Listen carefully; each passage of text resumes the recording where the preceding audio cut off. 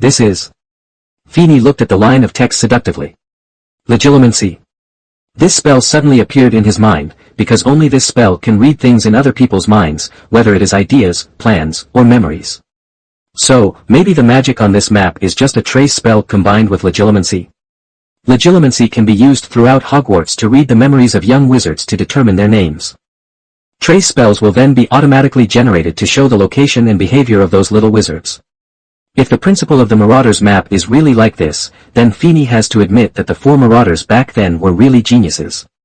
Because legilimens is fixed on a certain item, and this item also has a certain amount of intelligence, it is the effect of the imbuing spell in Gryffindor's inheritance.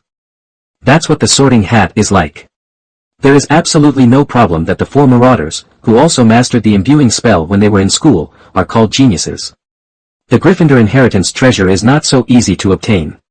But there is also a problem, that is, the Marauder's map is only a magic item after all. Even if he has his own intelligence, he cannot expand the scope of his fixed legilimency spell to the entire Hogwarts. You must know that although Hogwarts is just a magic school, its scope is not small, including half of the Black Lake, a small part of the Forbidden Forest, Quidditch pitches, fields, castles, etc. Therefore, Feeney suspected that there might be some connection between the Marauder's map and Hogwarts Castle. Although he has not yet figured out what this connection is, he can still think of some key issues. That is, when they crossed the Black Lake and came to Hogwarts Castle as freshmen, they were attached with a protocol magic from Hogwarts Castle. Therefore, all the Marauders' maps that were connected to the castle knew it is not difficult to name all the students. Thinking of this, Feeney wasn't very sure either. However, if this idea is correct, then it is understandable that there are no traces of magic on the Marauders' map. Because in this case, the real Marauders map is actually the Hogwarts Castle, not the parchment in front of you. The parchment in front of you is actually just an extension. But how did the Marauders manage to connect the Marauders map with the castle? Anyone who is not a fool will not do such a thing as casting a spell on the castle, because even if they drain themselves dry, or even run out of magic and die, they cannot put the entire castle under their own magic, even for a long time. Never fade. Therefore, it is more likely that the looters found the castle's control center, which allowed them to directly obtain part of the castle's authority, just like the principal of Hogwarts, and then use this authority to create the living map in their hands. However, now, Feeney has not seen traces of magic on the Marauders map, so he cannot find out where the so-called control center of the castle is based on the traces. This makes it impossible to copy and study the Marauders map in his hand. So, the key issue now is to find the control center of Hogwarts Castle. In fact, there is no need to find it, because Feeney knows very well that such a place is probably Dumbledore's office. You know, in the original book, Dumbledore, after being kicked out of Hogwarts, his office was completely blocked. Although Umbridge was the principal in name, she could not control Hogwarts because she was not recognized and did not get the chance to study in the school. Permission. Many people thought that she couldn't get into the office because she wasn't recognized. However, Feeney always felt that he wasn't recognized because he couldn't get in. In fact, there is nothing the other way around, because if you are recognized, you will naturally be able to enter, and those who can enter will naturally be recognized. Looking at his name on the Marauders map, Feeney sighed. At least because Phineas's name is on the map, there is no need to immediately find a way to hide it to hide his identity. However, a map that can monitor his actions in Hogwarts is still a bit dangerous. Wrinkling his eyebrows, Feeney felt that he should still find a way to hide his name on the Marauders map. However, he was not in such a hurry. He could slowly think of a way later, and by the way, when he returned the map to George and Fred, letting them see their name is also on the map without arousing their suspicion. So now the map in my hand is actually of little use to me. Feeney thought with some disappointment that he originally brought the map to the meeting just to study the magic on it. Now that it is confirmed that the main body of the magic released on it is not the map itself, there is no need to study it. Sudden. Feeney remembered some of the uses of the Marauders map to him. He first recorded several secret passages recorded on the map. Although he wanted to leave Hogwarts, he could let Puff take him away. However, the mission of exploring Hogwarts on the system panel still requires these secret passages. After that, he put the realization on Sakaski's name, for whom Feeney has always been wary. It didn't matter, but it made Feeney feel horrified. Because Sakaski's name is not on the map. You know, this Marauder's map had been kept in a drawer in his office by Filch. Before George and the others stole it, only its creators, the Marauders, had used it. Therefore, Sakasi will not and has no chance to cast a spell on the Marauders map to erase his name. Then, there are only two explanations for the lack of traces of him on the map.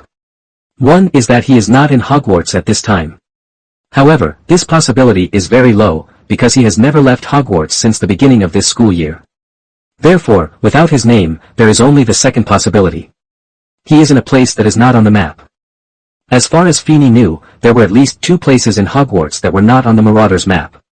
One was the Room of Requirement and the other was Slytherin's Chamber of Secrets.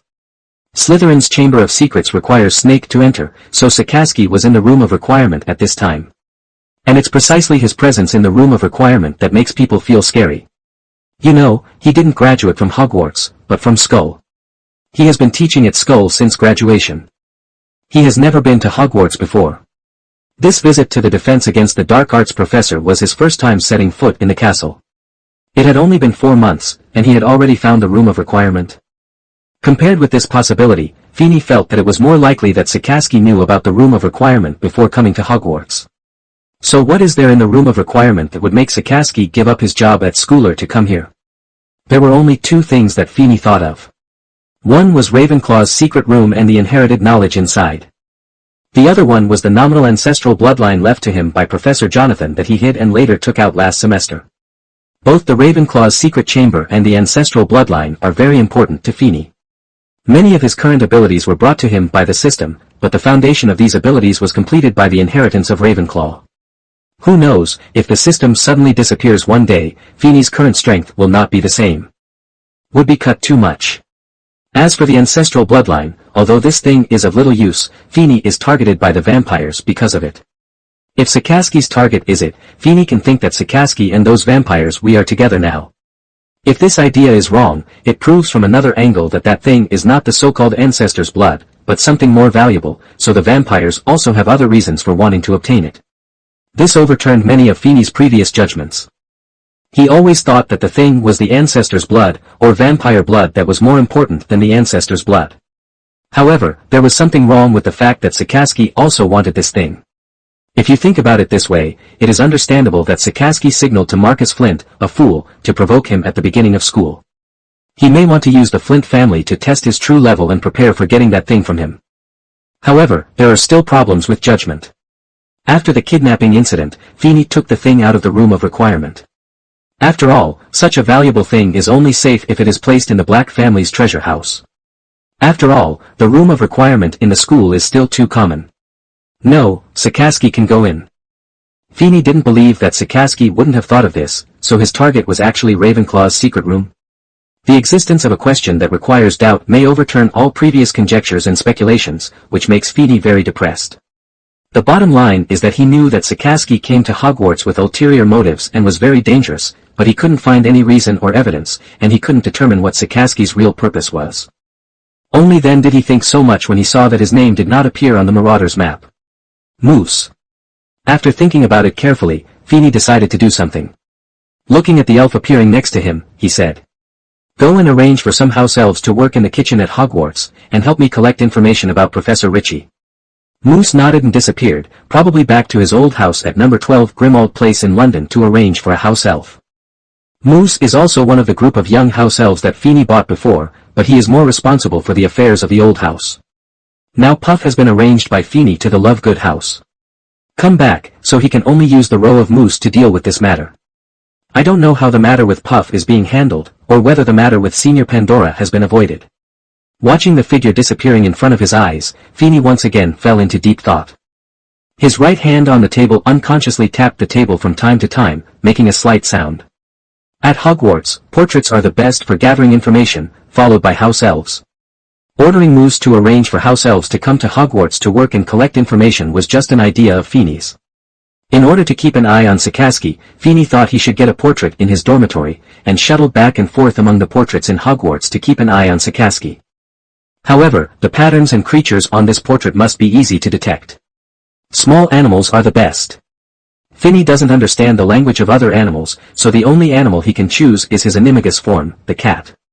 After he transforms into animagus form, he can understand cat language. This is the only way he can think of now. At this moment, he suddenly wished that the Slytherin blood in his body had not become so thin as it is now. At least the ability of Snake Laotian would be awakened. Unfortunately, in his great-grandfather's generation or even earlier, this ability in his bloodline had disappeared. It's not like he can't master Shilao dialect or other biological languages through acquired learning, but that is a very difficult thing.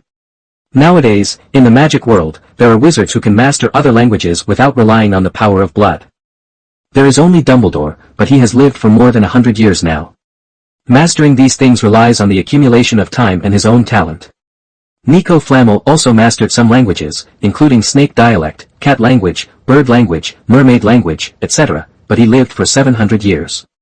The living fossils of the Presbyterian Church have mastered many languages that have never appeared in the magical world, but they live longer. Today's Feeney really doesn't have the time or energy to learn a new language, so cheating in animagus form is the best choice. After making up his mind, he woke up from his meditation, casually took a piece of parchment on the table, dipped a white quill into the ink next to it and started writing a letter. This letter is written to the staff of the Black family shop in Diagon Alley, asking him to help buy some cat portraits, preferably those of kittens, and the portraits themselves should be smaller in size and can be carried around. It's the best. After letting Popsicle deliver the letter, Feeney also lay on the bed and closed his eyes comfortably. Today he does not plan to continue studying magic texts and alchemy. Recently, he has read and tested some of the basic notes that Nico prepared for him. Some simple alchemy items can also be made. At the same time, the research and development of magic spells were progressing very smoothly. Lin, who worked long hours with magic spells, decided to give himself a day off today and have a good rest. Early the next morning he took the Marauder's map to find brothers George and Fred. As usual, the brothers kept joking and telling jokes with the classmates around them even when they were having breakfast in the auditorium.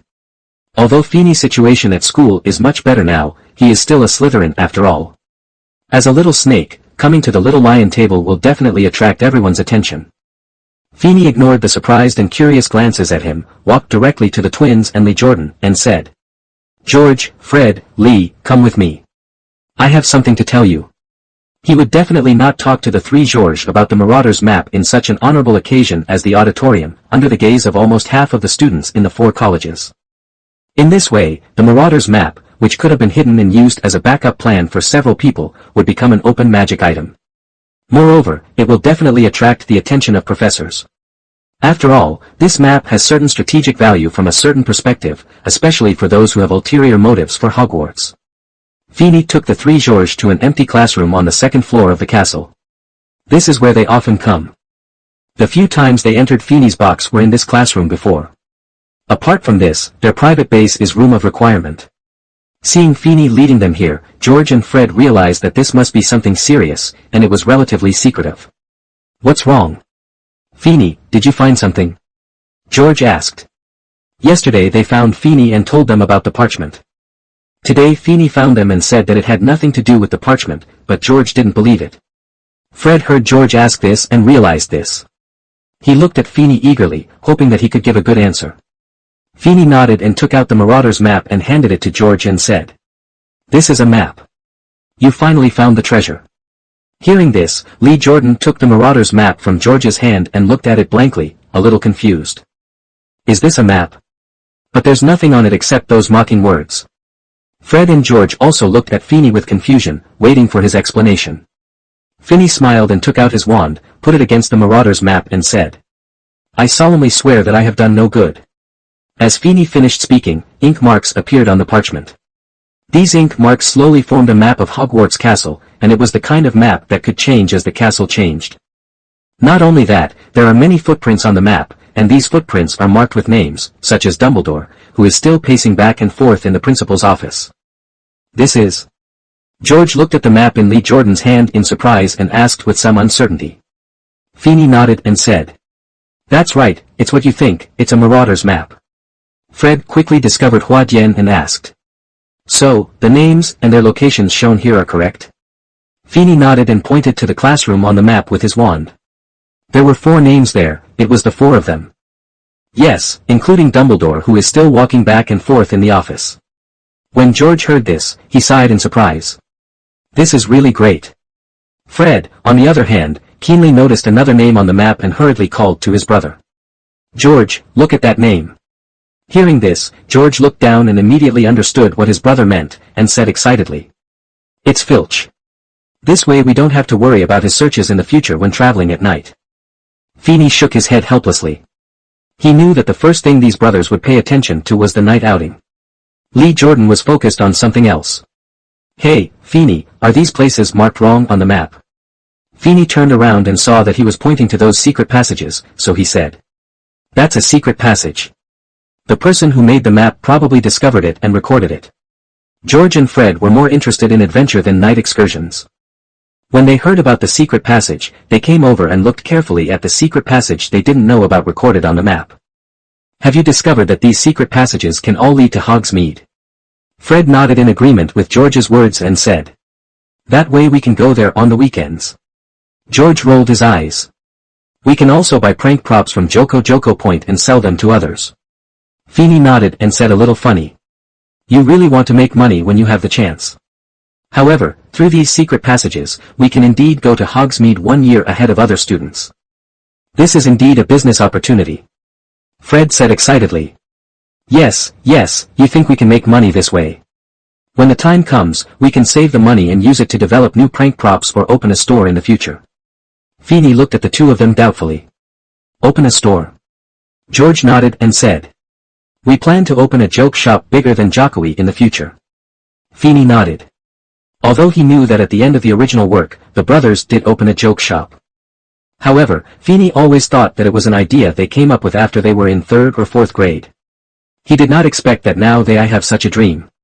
Thinking of this, he turned to look at Lee Jordan. What about you, what are your dreams, Lee? Lee Jordan thought for a moment and said. I love Quidditch too much. Although my flying talent prevents me from playing Quidditch, being a Quidditch commentator is also good, isn't it? Moreover, I have already applied to Professor McGonagall to be a Quidditch commentator this year. Finney was stunned and looked at the twins and asked. Really? Is Lee the commentator of Quidditch this year? It's really not Finney's fault that he doesn't pay attention to this matter. When Quidditch started this year, he was dealing with the war between the Flint family and then looking for clues about Gryffindor's inheritance. He has never had the time and energy to pay attention to the school's games. Finney himself is not that interested in Quidditch. He always feels that there are too many problems in the rules of this sport, which makes him look very uncomfortable, especially the role of the pursuit hand, as if the whole Quidditch game is to show the superb skills of the pursuit hand. After he mastered the flying spell, he didn't even touch the flying broom. No, he didn't touch the flying broom except for the accident in the flying class last year. George and Fred also joined the Gryffindor Quidditch team this year, and because of their outstanding talents and the cooperation between the twin brothers, they became the team's beaters. After hearing Finney's question, he nodded at him and acknowledged what Lee Jordan said. Yes, this year's game is explained by Lee. They all knew that Finney didn't like Quidditch, so they also understood that he didn't know that Lee Jordan became a Quidditch commentator. After all, they see how busy Finney is this semester. The few of them chatted for a few more words before Finney said. Okay, I'm leaving now. I have class in the first period today. Oh, by the way. Finney pressed his wand against the Marauder's map again. When you're not using the map, remember to do this. Prank over. As Finney's spell sounded, the Marauder's map in Lee Jordan's hand once again turned into an ordinary piece of parchment. After Finney left, the three of them did not leave the professor and go back to the dormitory or do other things. Instead, they continued to stay here, looking at the Marauder's map in their hands in surprise. Such a magical thing, they were curious about the principal. Normally they might ask Finney, but now that Finney has gone to class, they can only study it on their own. However, even Finney, who has a Ravenclaw heritage, is unable to fully understand the principles of this map. Naturally, the three George, who are only at the level of a young wizard, cannot study it clearly. Even so, George and the others still discovered some magic on the map, such as the magic that makes various words and patterns appear on the map. Combined with the magic spell, it can achieve the same effect as the Marauder's map. Even without the need for the enchantment spell, the props made with this magic alone are very good prank props. This discovery made George and the others very excited. After all, for them who want to open a store after graduation, there are only two main tasks now, developing new products and saving money to open a store. After knowing their dream, Finney did not offer to provide funds to open a store for them. It's not that Finney is reluctant to part with those gold galleons. It really doesn't take much money to open a joke shop, especially for Finney. Many of the shops in Diagon Alley are under the name of the Black family. Even if they are not, he can rent the shop of Ollivan's family. This does not require much money. However, Feeney knew very well that George and Fred did not want Feeney to provide such help. Feeney can help them develop products and teach them various alchemy methods, but if Feeney wants to provide them with funds, they will not accept it. This is their ambition, and it is also the ambition of the Weasley family. The Weasley family seems to be very poor, but none of their relatives are from a poor family. Both of Molly's brothers died while fighting against the mysterious man. She did not take any of the assets of the Pruitt family and only took them away. He took one piece from each of his two brothers' belongings as a souvenir, and left the rest to his nephew. Arthur's relatives in the Weasley family also had many wealthy families and were willing to provide them with some help, but they did not accept it. Even their eldest son Bill has now graduated from Hogwarts and works as a cursebreaker at Greengrass. He also earns a lot of salary every month. However, Arthur and Molly have never said that Bill should be the leader of the family. If they paid part of it, they would still reserve a room and provide food for Bill even now, but the pocket money had stopped. This is the character of the Weasley family. They may have a harder time, but they are still happy together as a family. However, they are unwilling to accept help from others because they feel that they can do it themselves and do not need to trouble others, even if that person may be Dumbledore, the leader of the Order of the Phoenix to whom they once loyal. George and Fred obviously inherited the character of their parents. They could play well with Feeney, but they never envied or expected Feeney's money or help. Maybe they will borrow some money from Feeney when they need it, but then pay it back as soon as possible. Being friends with such people is actually a very good thing. It will never be easy to transfer interests. What a few people have is a pure friendship. It is precisely because of this that Feeney did not mention the topic of providing them with funds and help. After knowing the assets and power of Feeney and the Black family, they did not ask Feeney for help. Everything was in harmony. Not to mention the brothers and Lee Jordan's research and use of the Marauders map. Feeney's class is Sakasi Rich's defense against the dark arts class. Feeney is still very cautious about taking classes from Rich, who has ulterior motives and may take action against him at any time. He was paying attention all the time in class, watching Richie's every move, just in case. The textbook for the second grade defense against the dark arts class is still the same book, Dark Arts, A Guide to Self-Defense, from last year.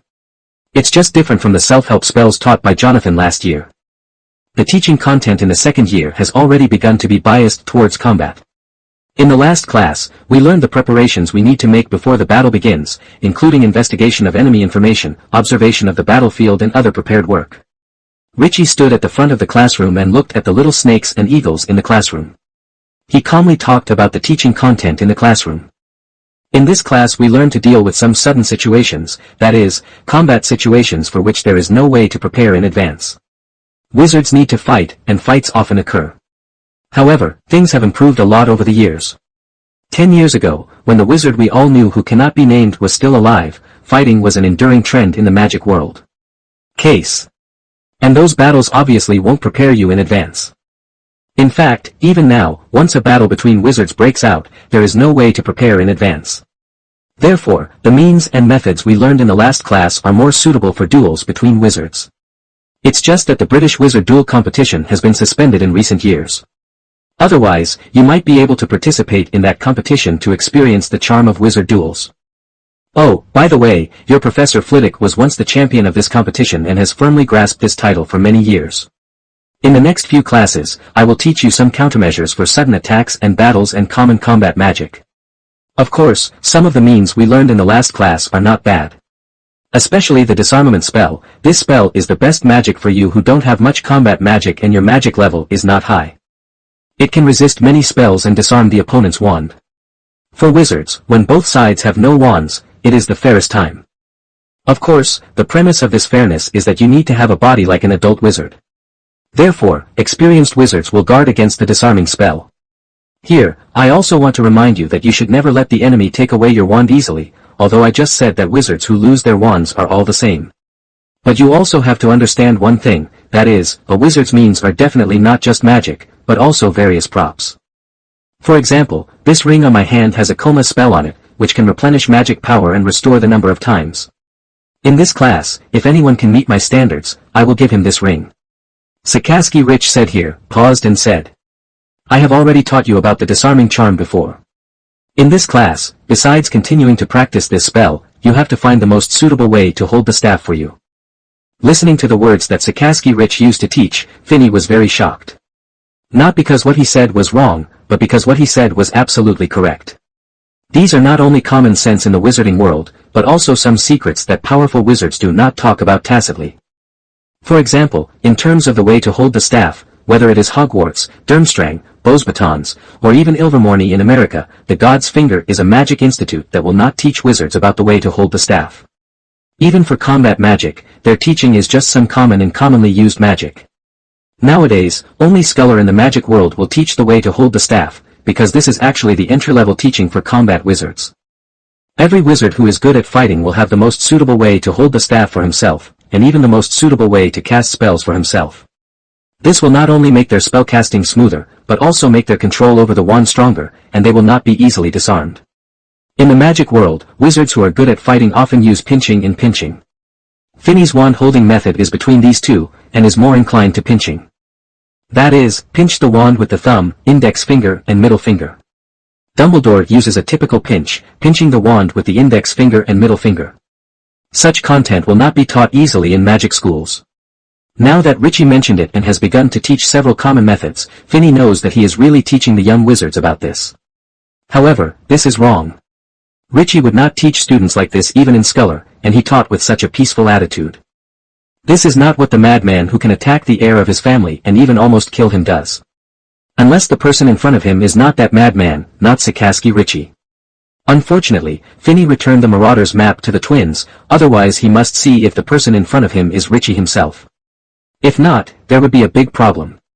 If it is, it would still be more terrifying. Fortunately, Finny has no way to confirm this matter now, so he doesn't have to worry about it now. Richie spent a class teaching the little wizard about the disarming spell and the wand-holding technique. As for the ring, unfortunately, no one can reach his standard. Finny is obviously good enough, but he didn't take what he learned in this class so seriously. Whether it is the wand-holding technique or the spell-casting technique, Finny has his own. The wand-holding technique was improved by himself, and the spell-casting technique was one he found in the Black Family's classics, which is very suitable for combat. Although Finny felt a little puzzled in the defense against the dark arts class, he did not find any clues to Richie's real purpose, which made him very uncomfortable, but he was helpless. For a long time afterwards, Richie's defense against the dark arts class was like this. Sakasi really tried to teach the little wizards combat magic and how to fight against dark wizards. Until one day, a little snake from Slytherin who was in the same grade as Finny was called to the office by Sakasi in the name of private tutoring. Finny realized that something was wrong. Because this was not the first time that Sakasi called students to the office, and the personnel were different each time. Finny didn't take it seriously before, because they were not in the same class as him, and he didn't know them. But this time, the little wizard he called over was a little wizard he knew. This little wizard came from the Not family. Yes, the Not family that compiled the book Pureblood list about the 28 holy families. Little Not was talented in both defense against the dark arts and combat magic, and was the second best wizard in Slytherin after Finny, but he had not yet reached the level where he could learn other things in advance. Such a little wizard obviously did not need private tutoring, but Sakasi still called him to his office. After Finny learned about this, he also asked around in Slytherin. Because of the Flint family, he soon learned that this was not the first time Sakasi had called a little wizard to his office. Finny also realized that Sakasi's purpose of coming to Hogwarts might have already begun. And this realization also made him panic. Because he knew very well that Sakasi was not a guy who would follow the rules of the Elders' Council, and he was likely to attack Finny. No matter what his purpose was, getting rid of Finny was absolutely possible and would definitely be done. And now, although he didn't know whether his goal had been achieved, it was certain that his plan had begun. Thinking of this, Finny felt that he couldn't sit there and wait for death. He immediately got up and left the Slytherin common room and went to the headmaster's office on the 8th floor. He knew very well that no matter how strong he was just a little wizard, so he should let the professors worry about such things. So, Mr. Black, what do you want to tell me? I'm curious about what serious matter can make you come to the office of this old guy you hate at this time. Finny sighed and said. Professor, although I am indeed a little wary of you, you don't have to squeeze me now, right? Didn't we sign an agreement? I won't do anything that harms Hogwarts, and I will help you deal with the mysterious man, and you have to protect me. Dumbledore nodded, smiled and looked at Finny, and asked. So, have you found clues about Voldemort now, or have you found someone who wants to deal with you? Looking at Dumbledore's expression, Finny understood that the last time he told him about Sakasi, he didn't find anything useful. After sighing, Finny said calmly. It's still about Professor Rich, but this time, I found out what his problem is. After hearing this, Dumbledore stopped joking with Feeney and looked at Feeney solemnly. What is the problem? Feeney said. Since Professor Rich came back from Christmas, he has called different students to his office every week, from all grades, and they will stay in his office for a few hours to one night each time. I have also asked students who have been to his office. They all just teach, but when I ask what specifically they teach, they can't remember. When Dumbledore heard this, he frowned and looked at Feeney sitting on the chair in front of him, understanding that this matter was true. And it is indeed, as Feeney said, full of doubts. It is understandable for a professor to ask students to go to his office, but once a week is a bit too deliberate. And the students who are called each time are different. This in itself is not a problem, but compared with the frequency of once a week, it is a problem. Not to mention, it only started after returning from Christmas, and there was no problem in this regard before Christmas.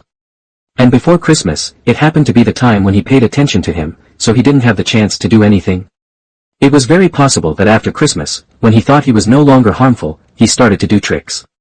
At this time, Dumbledore suddenly realized a problem and looked at Feeney. When did you become aware of Professor Rich? Feeney said. Just now, I came to you immediately when I discovered the problem. So he just called another student away? Feeney nodded and said. Well, it's the Not boy. If he hadn't been called away, I wouldn't have realized the problem with Professor Rich's behavior. Dumbledore's face changed color after hearing this. He looked at Feeney seriously and said. So, Mr. Not is in Rich's office now. And he is very likely to be in some danger. Feeney also reacted when he heard this. Not was still there at this time and nodded. That's what it looks like now. Dumbledore sighed and walked upstairs to his office. Originally, according to Feeney, the attic above the principal's office was his lounge. It wasn't until he followed Dumbledore in that he realized that this place was completely different from what he had imagined. It's true that it's a lounge, but it's not just one floor. There's another layer of space above this lounge. And that's where Dumbledore is going at this time. Vaguely, Feeney seemed to have guessed where that place was. Following Dumbledore to this level of space, he saw an empty room. In the middle of the room is a table with a model of Hogwarts School of Witchcraft and Wizardry on it. Not only the castle, but also the Black Lake, the Forbidden Forest, the Quidditch pitch and other places within the scope of Hogwarts. It can be said that there are places on the Marauders map here, and there are also places not on the map. In the air above the model, there is a crystal ball floating in the air, filled with thick white fog. This may be the control center of Hogwarts that Feeney had previously speculated. Dumbledore's next actions also proved his idea. In the meantime, he tapped the Hogwarts castle model with his wand, and the model began to change, opening up to reveal what was inside. Although this model is small, it is like a real castle. The stairs and classrooms are exactly the same, and they are constantly changing like reality. Then Dumbledore pointed his wand at the crystal ball in the air, and a burst of white light emitted from it and enveloped the model. As the light shines, some illusory scenes appear on the model, which are individual characters. If you look carefully, you can see that it is the professors and young wizards in Hogwarts at this time. This scene made Finney's eyes change when he looked at Dumbledore. It's really not surprising that he thought too much. With such an object placed above Dumbledore's bedroom, everyone would wonder if he was peeping. Dumbledore seemed to have sensed Finney's thoughts, or maybe he knew about it through legilimency. Anyway, the moment Feeney turned to look at him, he said. I didn't do that. This thing requires a lot of magic power every time it is activated. Even I don't activate it often. Feeney was stunned. He felt that Dumbledore's explanation seemed to be quibbling. Dumbledore may have noticed it, so he stopped talking and controlled the wand, moving the perspective of the castle model in front of him to the office of the Professor of Defense Against the Dark Arts, who is now Richie. Neither Rich nor Not was in the office at this time. This scene also made both Finney and Dumbledore look very ugly. Richie was not in the office, and Nort was not there either, which meant that their previous guesses were correct.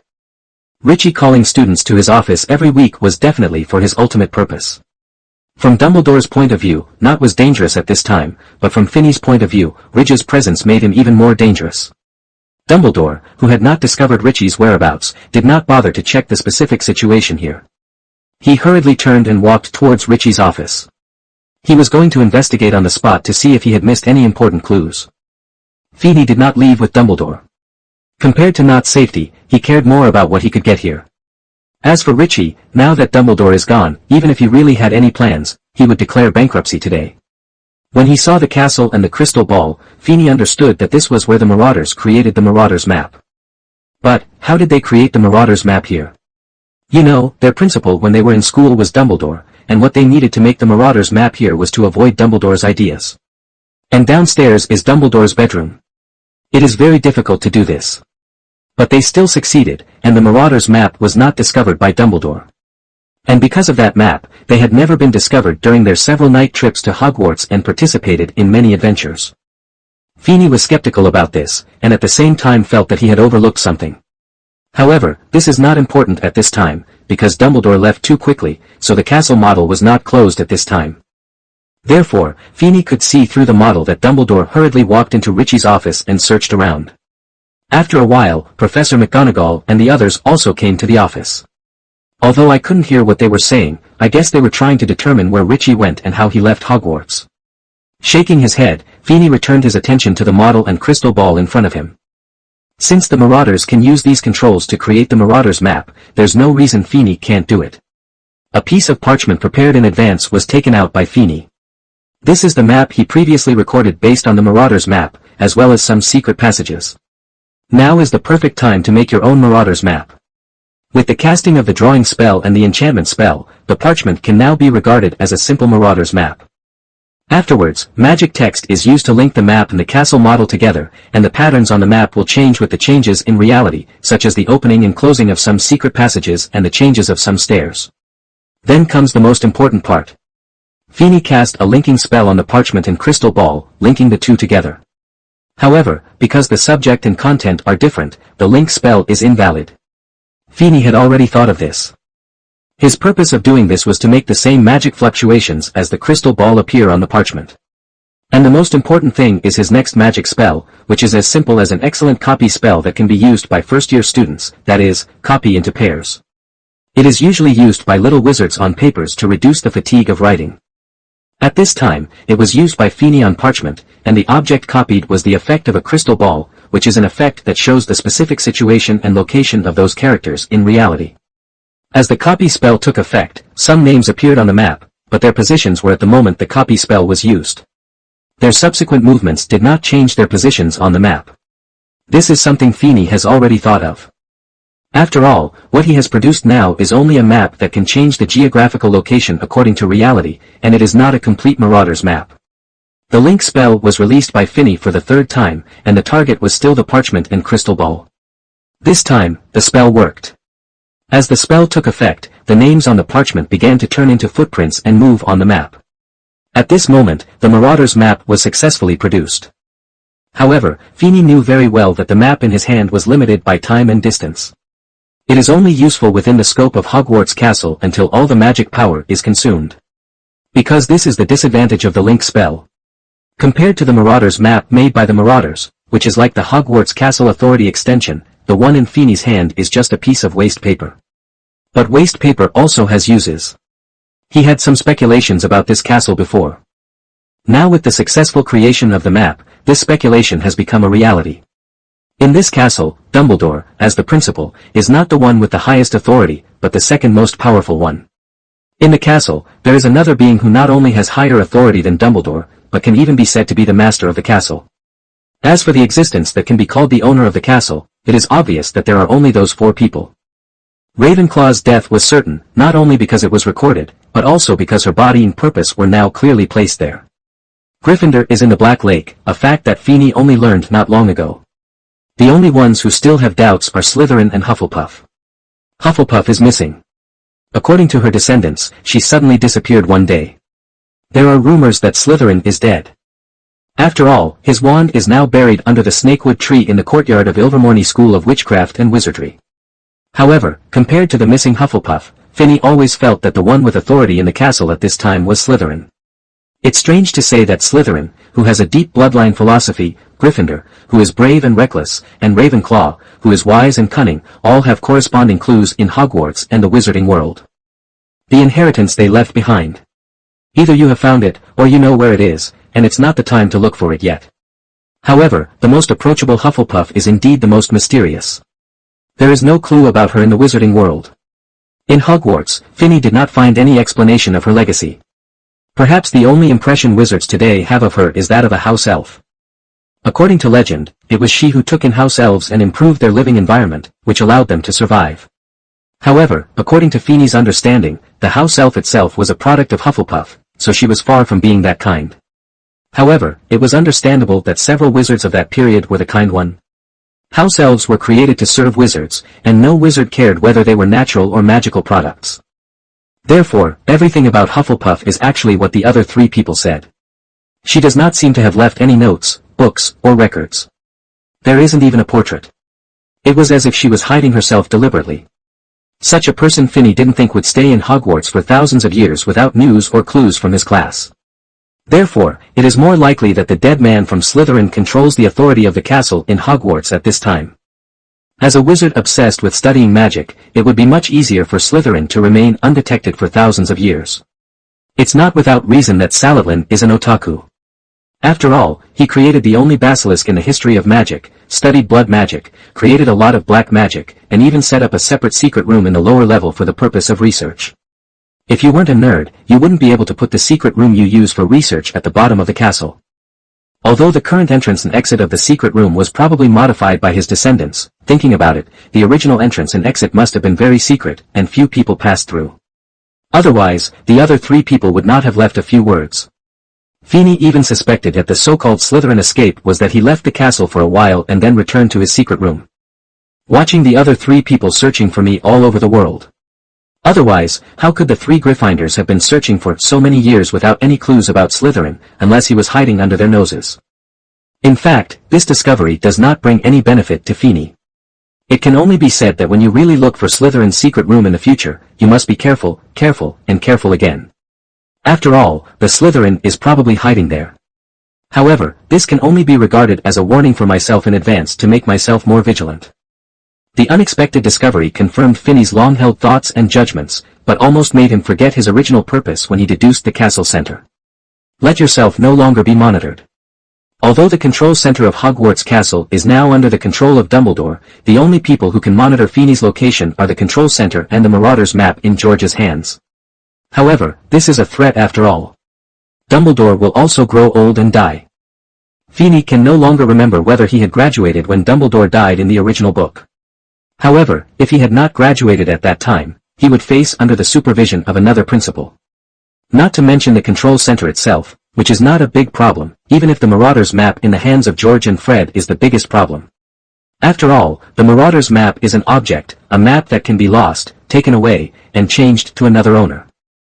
It is also a map that has no distance restrictions and can monitor the location and behavior of people in Hogwarts Castle no matter where they are.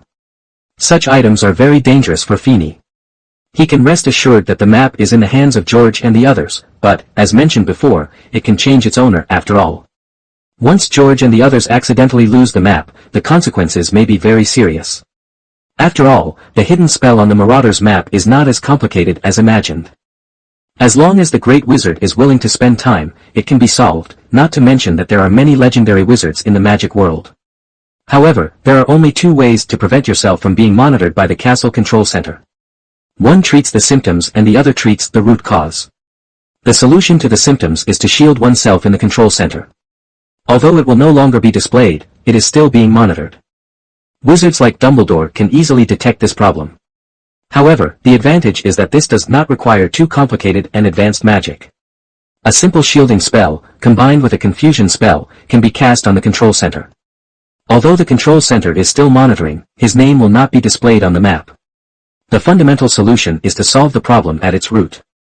As we all know, magic is divided into several types: transformation, conjuration, curse, soul magic, blood magic, magic circle, and ritual magic. Nowadays, most of the teachings in the magic world teach transformation and conjuration. If you reach a certain age and take ancient magic texts, you will also be exposed to magic circles. And some black magic books also record curses and soul magic. Blood magic is generally spread within pureblood families. Only ritual magic is the simplest and least easy to learn. Ritual magic cannot even be said to be magic, because this kind of magic has no requirements for the caster. To put it simply, even a muggle can make ritual magic take effect as long as he follows the requirements of the ritual step by step. The most common ones are sacrifice, summoning, and other ritual magic related to belief. There is also some ritual magic circulating in the magic world. For example, in the Triwizard Tournament, the names of the contestants are put into the Goblet of Fire, and the contestants are selected by the Goblet of Fire. This is a ritual magic. It's just that the main part of this magic is the Goblet of Fire, which has magical effects, so people regard it as just the effect of the Goblet of Fire. In fact, this is a ritual magic. Throwing the player's name into the Goblet of Fire is the first and most important step of this ritual magic. When you throw your name into the flames, it means that you agree with the flames. The cup signs the contract.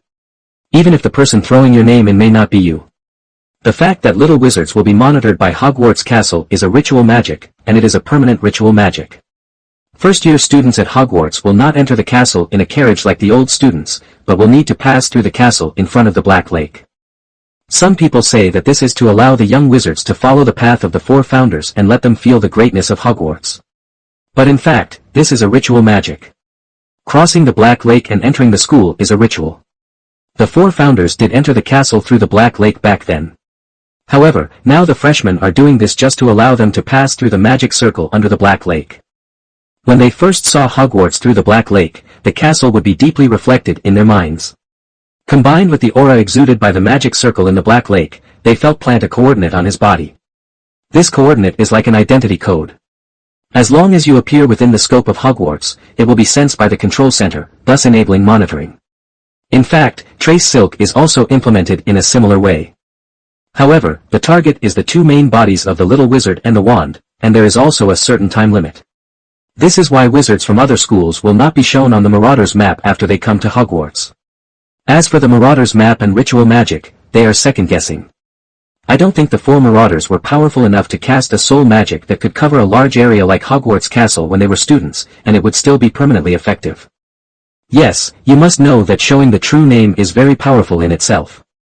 The true name has a special meaning in many myths. In Egypt, the true names of the pharaohs are usually the names of gods. In European mythology, names often appear. It is said that you can defeat the devil by revealing your true name. At the same time, your true name is also one of the conditions for casting spells. According to Feeney's understanding in the records and the books he read, his inference is correct. The relationship between Hogwarts Castle and wizards was established through the lake crossing ceremony that year. Therefore, in the castle all wizards will have their names displayed on the Marauders map.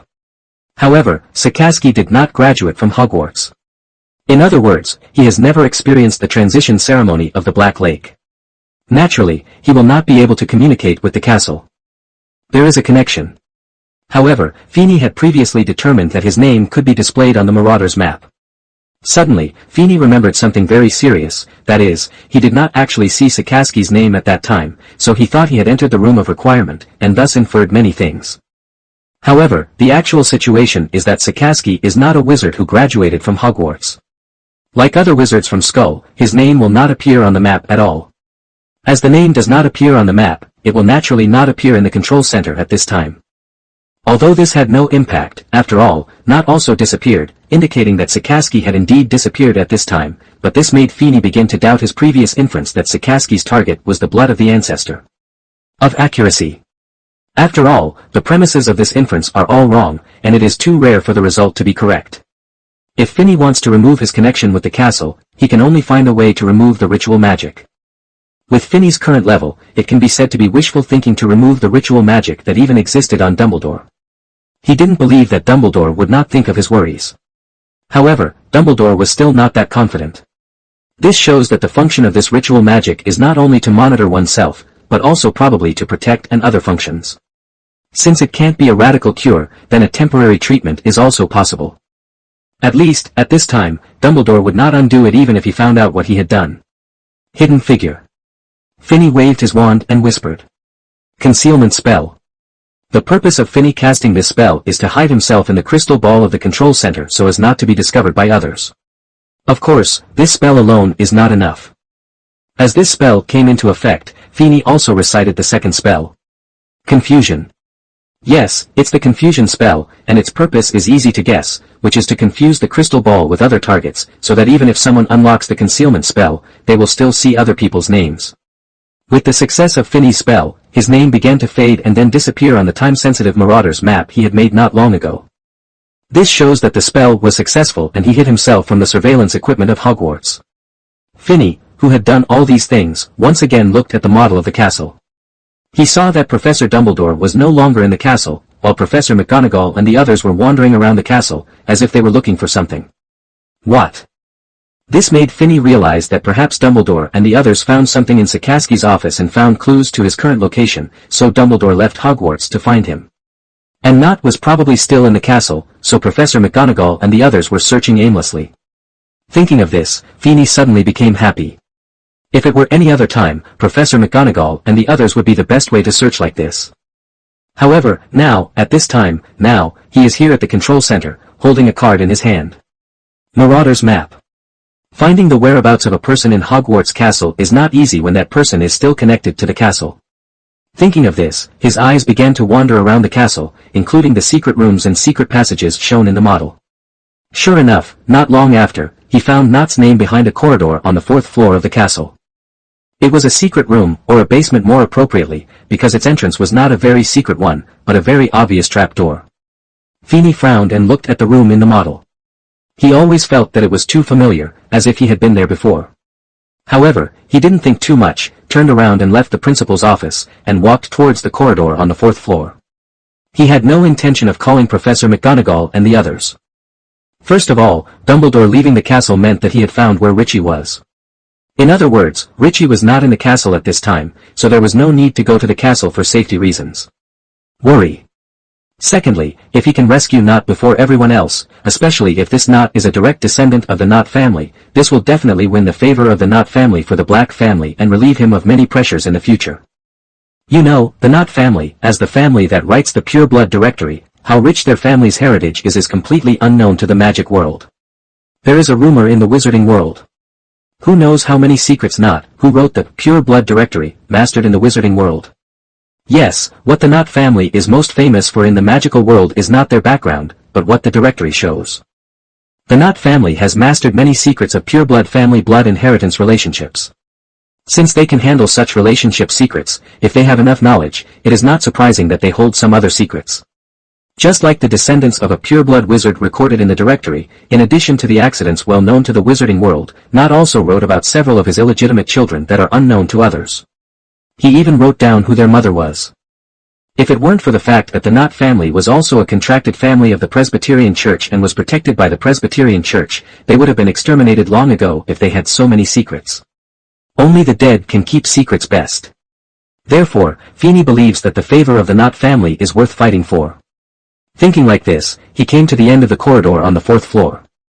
Looking at the dilapidated door in front of him, Finney suddenly realized why he felt this place was familiar. The Alejo cave is open. As the unlocking spell opened the door, Finney was more certain of his idea when he saw the trapdoor on the floor in the middle of the room. After opening the trapdoor, Finney cast a lightness spell on himself and jumped down. It was indeed a huge space below, just as Finney thought. This was indeed the place where Dumbledore and many professors set up traps and hid the secret room of the history of magic in the first story of the original book. However, this was just an abandoned secret room at this time. It was covered with dust, and there were only some recent footprints on the ground. It seems that this is really where Sakasi was when he did something unknown. He quickly stepped forward and pushed open the door to the next room. This was the room with the flying keys in the original book, and it was still empty at this time. Next is the huge chessboard room. Professor McGonagall, like Professor Flitwick, loves them and has not set any magic traps. Next is the troll room and the potion room, which are still empty. Finally, it is Finney's destination, which is also the room where the Mirror of Erist is located in the original book, and the room where the Philosopher's Stone is hidden. At this time, it is indeed the room where Not is imprisoned. Standing in front of the door, Finney took a deep breath and opened the door to the room. Even though he knew there would be no danger inside, he still felt nervous at this moment. However, when he opened the door and saw the people standing inside, his expression was extremely shocked. The heart also began to beat rapidly. He thought about many scenarios. Not was already dead and there was a corpse in the room. Or maybe Sakasi has not left and is in this room at this time. Or as imagined at the beginning, Sakasi left, and there was only the controlled Not. However, reality gave Finney a loud slap in the face. There were two people in the room at this time, Sakasi and Not. But they are not what Finney imagined, one controlling the other. It's a different scene. Not looked down at Sakasi, who was kneeling on the ground in front of him with a smile. The expression on Not's face was normal, even a little excited, and there was no sign of being controlled by magic such as the Imperious Curse. On the contrary, Sakasi, who was kneeling on the ground, looked very ugly and a little weak, as if he was controlled by a curse. What's happening here? Sakasi is not the mastermind behind the scenes. In fact, the final big boss is not who Finny and Professor McGonagall want to save at this time. Seeing the shocked expression on Finny's face, Not's already excited face showed a look of satisfaction and show-off. What?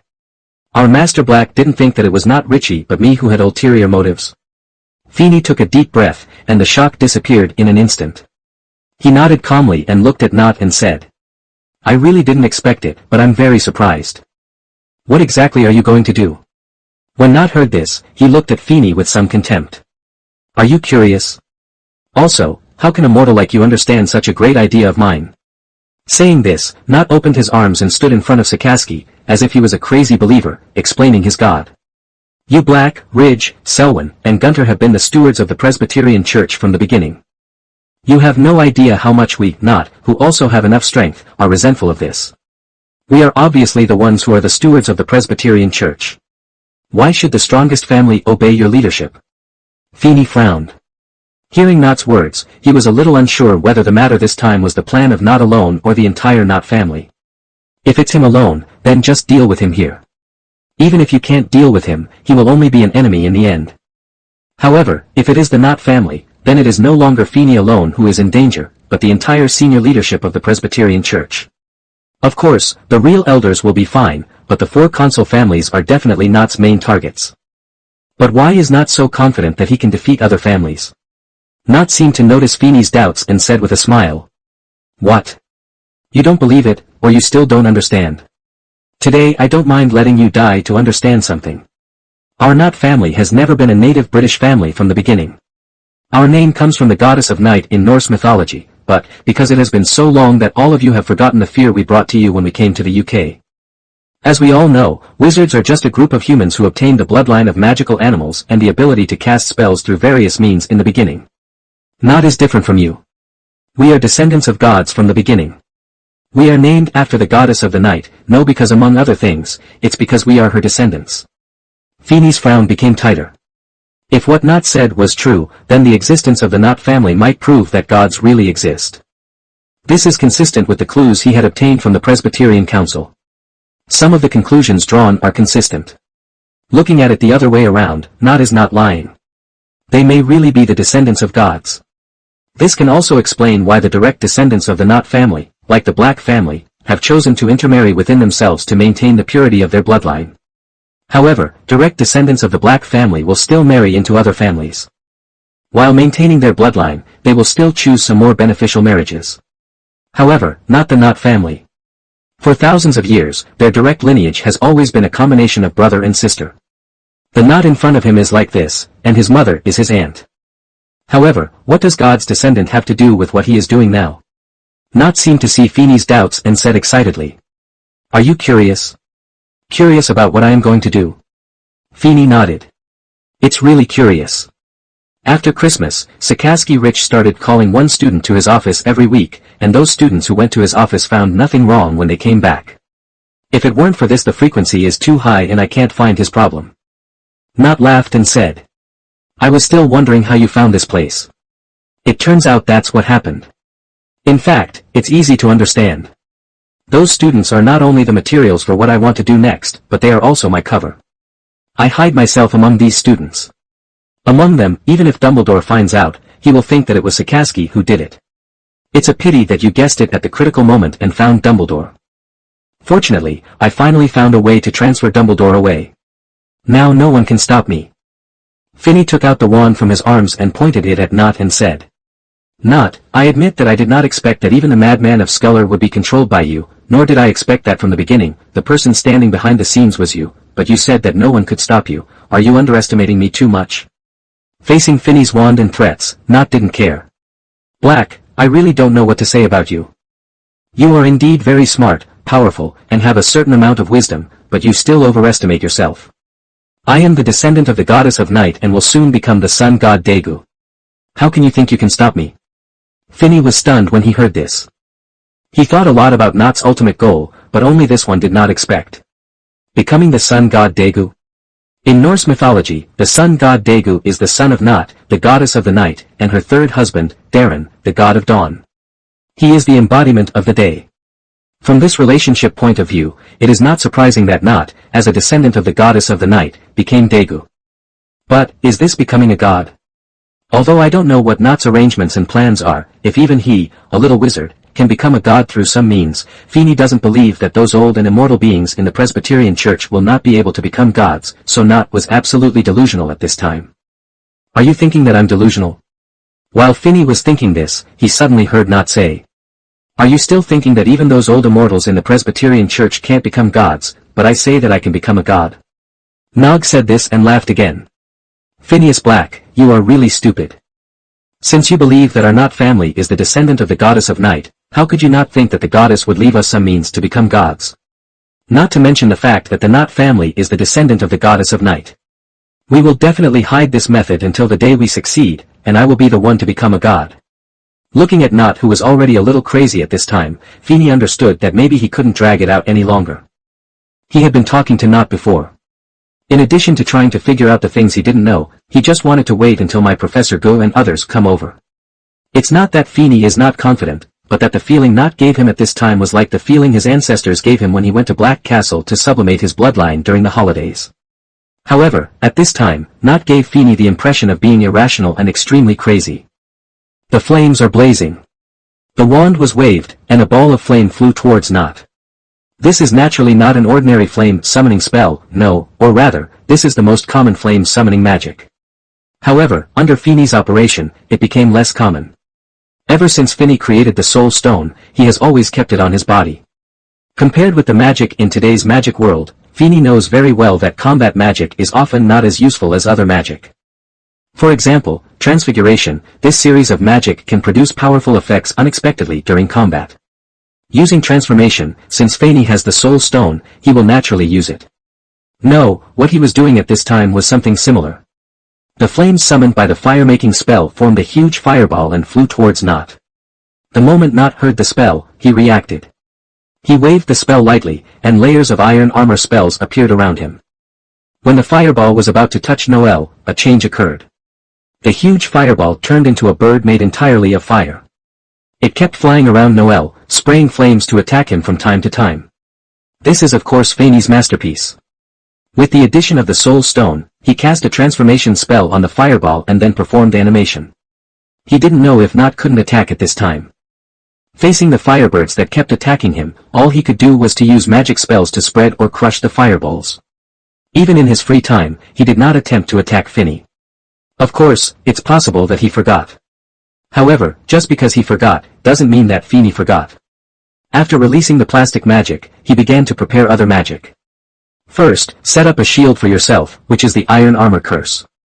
Although this spell is equivalent to no spell in some cases, especially for the Unforgivable Curse, some ordinary combat magic can still resist it. Then there is the transformation technique, which continuously transforms the objects around him into creatures with certain attack capabilities, and attacks Not. Finally, there was the disarming spell. He wanted to disarm Not's wand and make him lose the ability to resist. However, just when Finney was about to release the disarming spell, he noticed that a layer of thick smoke appeared around Not Evil due to his battle with the Firebird, covering him, the Firebird, and many of the transformed products that rushed past. Got up. Naturally, there is no way to cast the disarming spell if it loses its target. Sudden whirlwind. In the face of thick fog, hurricane spell is the best way to use it. As the hurricane that appeared at the tip of Feeney's wand blew away the thick smoke in front of him, he saw Not, who had changed his appearance, and the situation on the battlefield. His Firebird and many products of plastic magic have been defeated and scattered on the ground. Sakasi is unconscious. And Not no longer has a wand in his hand. Maybe he doesn't need a wand at this time, because he is not a wizard at all now. More like a demon. Like a bat, the wings of the exoskeleton spread out behind him, revealing the purple and black scales on his upper back. The two huge horns on his head curved upward, showing his identity at this time. It has the same vertical pupils as a cat, scattered scales on its face, protruding bone spurs and sharp claws on its body, and the black triangular-headed tail that is constantly swaying behind it. It looks like the devil from hell in myths and legends, without any difference. You forced me. If it weren't for you, I wouldn't have used attack magic, and I wouldn't be like this. Not looked at Feeny and growled in a low voice, his voice filled with irrepressible anger. It can be seen that Not did not use attack magic before to avoid this situation from happening. Because of you, I lost the opportunity to become a god. However, becoming a devil is not bad. Let you be the first life under my command. Not sneered at Feeny, put a little force on his feet, and disappeared. Feeny subconsciously looked to the side, and sure enough, Not appeared on his left side, with his sharp and huge claws raised high, and then fell heavily, hitting Feny's body. Feeny felt like he was hit by a train, flying backwards. Falling to the ground, a mouthful of blood gushed out of his mouth uncontrollably. Although injured, Feeny was not killed by this blow. This was thanks to his previous armor spell. It is estimated that few people in the magic world know that the armor spell not only prevents magical damage, but also physical damage.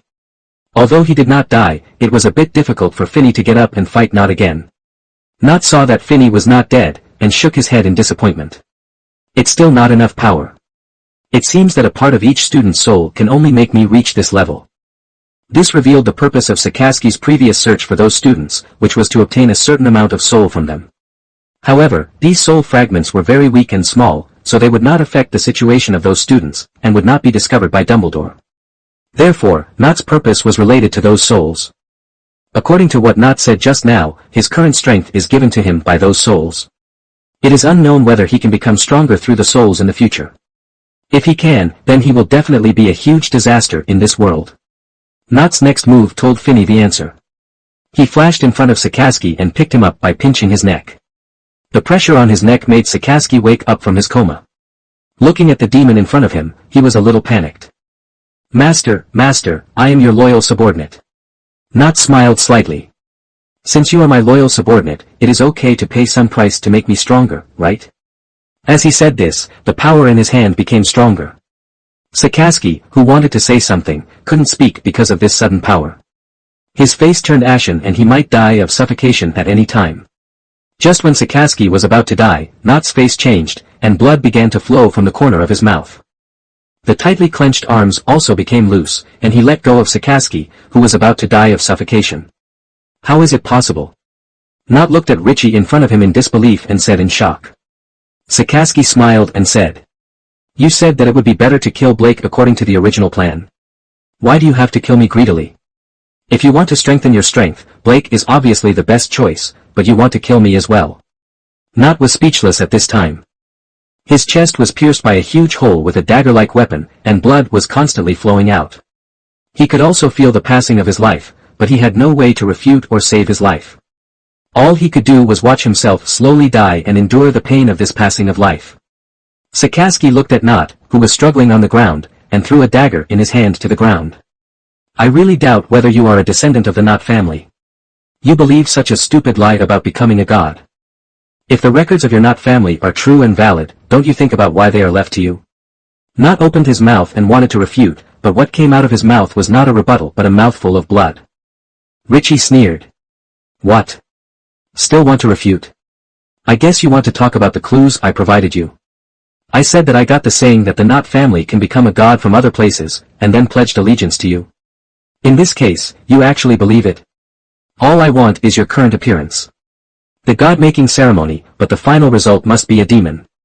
How ridiculous." Said this, Sakasi slowly squatted down, and in Not's horrified eyes, he inserted his right hand into the wound on Not's chest that he had stabbed. Ah! After a heart-wrenching wail of pain, Not lost his life and died completely. And the Presbyterian family that wrote the theory of bloodline, the Not family among the 28 holy families in Britain, also lost their only direct descendant at this moment. It's funny to say that they are obviously a vowed family, backed by the Presbyterian Church, and have enough conditions to leave powerful elders in the family to protect the family.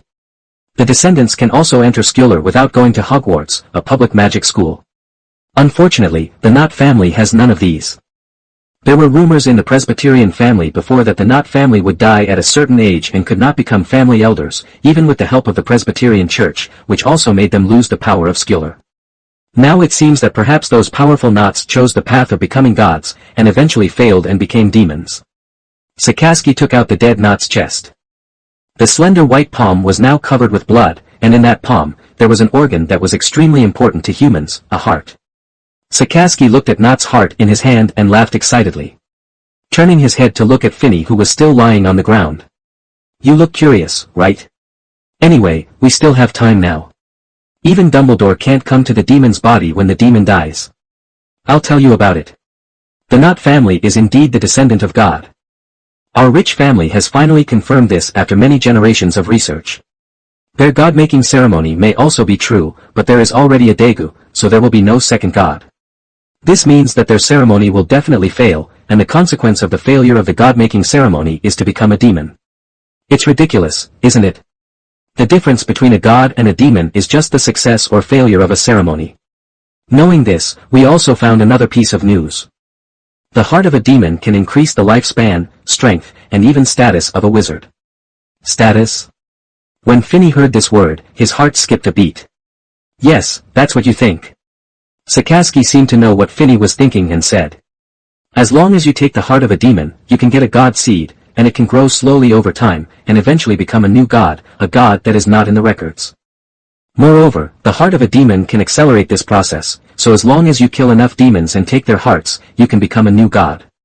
And, this means that the Not family can become fertilizer for the rise of our Richie family, so we concealed the fact that someone in their family has become a god, so that generations of talented strong people have held the god-making ceremony one after another. It's just that there will be a little protection period after the demon dies, unless someone is by his side before he dies, otherwise no one can get near him, and when this protection period disappears, his heart loses its original function. Although it can still provide magic power, it cannot create new seeds of godhood for wizards. And this Not is very bad. He actually believed what I said about the method that their family's godhood ceremony must succeed, and was willing to cooperate with me to hold the godhood ceremony. Originally, I wanted him to kill you, the last direct descendant of the Black family, and then kill him. But, unfortunately, he chose to attack me. I had to attack him.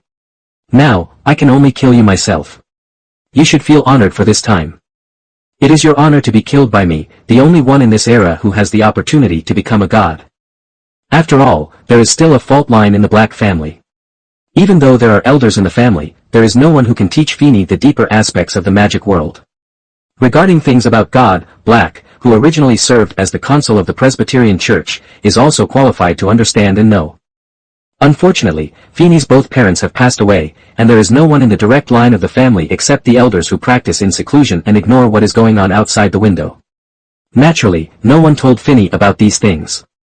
Now, when Sakasi said these things, Feeney was shocked. You look shocked. You don't know anything about God, right? You've never thought about why the Presbyterian Church exists, right? I didn't expect that an ignorant person like you could defeat Rich so many times. Family, keeping Black status, does this mean those people in the family are idiots? Listening to Sakasi's words, Feeney suddenly realized that maybe he was wrong, and most families in the Presbyterian Church were wrong. Sakasi did not separate from the rich family, he just chose another path. Forget it, even if I don't know, I don't bother to tell you. You are going to die anyway. Telling you that is already too much. Sakasi shook his head, stopped talking nonsense to Feeney, and walked towards him. Because of Not's ritual, both his and Not's wands were destroyed. In other words, there was only one wand in this space at this time, and that was Feeney's wand that fell not far in front of Feeney. Although he was not far in front of Finny, his current physical condition made it impossible for him to walk over and pick up the wand. Looking at Sakasi, who was walking toward him without any precautions, Feeney knew very well that if he wanted to survive, killing Sakasi now was the best way and the best time. Since there is no way to pick up the original wand, what Feeney has to do is to buy a new wand from the system. It doesn't matter whether he is suitable or not, what he needs now is a magic wand, and he only has the chance to use one spell. Avada Kedavra. When Sakasi didn't react, Feeney quickly bought a wand from the system, clenched it in his right hand, and when the wand emerged, he released the killing curse. The green light hit Sakasi with an expression of shock and disbelief on his face, causing him to fall to the ground and lose his life. Feeney only had one chance, so he could only cast one spell, which was the death curse. He would die immediately if he was hit, and would not give Sakasi any chance to resist. Sakasi's corpse's eyes were wide open, with a look full of reluctance. Perhaps at the moment he died, the thought in his mind was, why did Black have two wands? Didn't he only have one wand? There are no traces of other wands on his body. Where did this wand come from? If it happens again, I will kill him directly and never talk so much nonsense. Yes, Finny and Not's ward destroyed most of his clothes. If there was a second wand on him, there was no way that Not and Richie wouldn't find it. It's a pity that for the most part, they never thought that Feeney still had a system all, such a perverted and unreasonable existence. Seeing Sakasi falling to the ground lifeless, Feeney also let out a sigh of relief. In fact, he was just betting that Sakasi didn't expect that he would fight back, betting that Sakasi wouldn't be able to react and dodge this magic spell. However, fortunately, he made the right bet and killed Sakasi and survived. He even obtained the devil's heart that Sakasi did not take. In fact, Sakasi was also afraid of an accident, so he decided to kill Feeney first and then take the heart. In the end, Feeney was given an advantage. I don't know how long it took before Feeney recovered and sat up from the ground. The attack of the demonized Not is indeed powerful. The previous blow that threw Feeney away did not cause fatal damage to him due to the iron armor curse, but it also made him unable to do other things for a short period of time. Now he is relieved. Come over. Picking up his wand and the heart from the ground, Feeney fell into deep thought. He wasn't sure if Sakasi had lied to him. Can you really get the seeds of godhood by taking the devil's heart? It will still turn into a new demon, or other problems will arise. Ridge cannot be trusted. This is the consensus of Selwyn and Black. However, similarly, if what Sakasi said is true, then it will also be true that the devil's heart has a time limit. If he just gives up the opportunity to become a god, Feeney will not be willing to do so. That belongs to God. Although Feeney did not get the knowledge he wanted about God because of some problems in the Black family, but according to the clues he has collected now, God is also a powerful existence. In fact, it doesn't matter even if Feeney didn't get relevant information from the Black family, because the information about God itself is incomplete. The Presbyterian Council has confirmed the existence of God, but they also know little about God, let alone the Presbyterian Council. For the following families, the news about God is incomplete, let alone the devil. You must know that the earliest information confirming the existence of God in the magic world is not the god of death, nor the goddess of the night, but the Lady of the Lake, or the Fairy of the Lake, the one who gave King Arthur the Sword of the King. She does exist, and she has the status of a god. Her name is indeed Vivian as in the legend. She was once a disciple of the mage Merlin, and later became a god. Although not a very powerful god, she is still a god. Her experience of becoming a god is unknown, but she still proved the existence of God to the Presbyterians. However, there are very few records in the Presbyterian Church about demons. Only some wizards have successfully summoned them during some rituals, but there is no way to learn more about this mythical creature. Therefore, at this time, Feeney has no way to determine whether there are other consequences after taking the devil's heart, because his knowledge accumulation is not enough. In the end, Feeney could only sigh and reluctantly gave up the opportunity to become a god. He believed that with his system, he would have other opportunities to become a god in the future. Compared with the uncertainty of the future, he did not bet everything on the unbelievable words of Richie. As for the devil's heart, Feeney decided to sell it to the system. If the system accepted it. You know, the system has never shown the performance and function of the item to be acquired before. However, just when he held the heart, the system responded. The selling function is turned on. Feeney can sell some unnecessary magic items to the system in exchange for certain gems. After that, the system will list the items he sells in the mall. Of course, the price is much higher than the purchase price. However, Feeney decided to sell the wand and the heart he had just purchased to the system. As the heart was sold, related introductions also appeared in the system's mall. This is one of the reasons why Feeney decided to sell the heart. This method can be regarded as allowing the system to conduct an appraisal, and the difference between selling and buying the heart is the cost of the appraisal. Feeney opened the introduction of the heart and examined it carefully. The protection of the devil's death has not disappeared yet. He can't get out and others can't get in. At this time, it is better to check whether this thing is Richie. That's what it said. Demonic heart, the heart of a recently deceased demon, possessing the full power of a demon, but dissipating over time. Demons are the mythical creatures that are most suitable for wizards, warlocks. Therefore, taking the devil's heart will increase the wizard's power and purify the wizard's blood. In addition, there is only a thin line between demons and gods, so taking a demon's heart has a certain chance of awakening divinity, and after cultivation, it can evolve into a godhead seed. The probability is extremely low, and you need to clarify your own divine authority and priesthood. Looking at the introduction on the system, Feeney was sure that Richie had not lied to him, and the information Richie himself had was incomplete. Among the information he had, taking the devil's heart would definitely give you the Godhead seed. However, in fact, knowledge has a chance to be obtained, and what is obtained is only a hint of divinity. Only after clarifying one's own priesthood and divine authority can one become a Godhead seed after being cultivated. Therefore, the wizard who told this information to the rich family was actually siding with the rich family.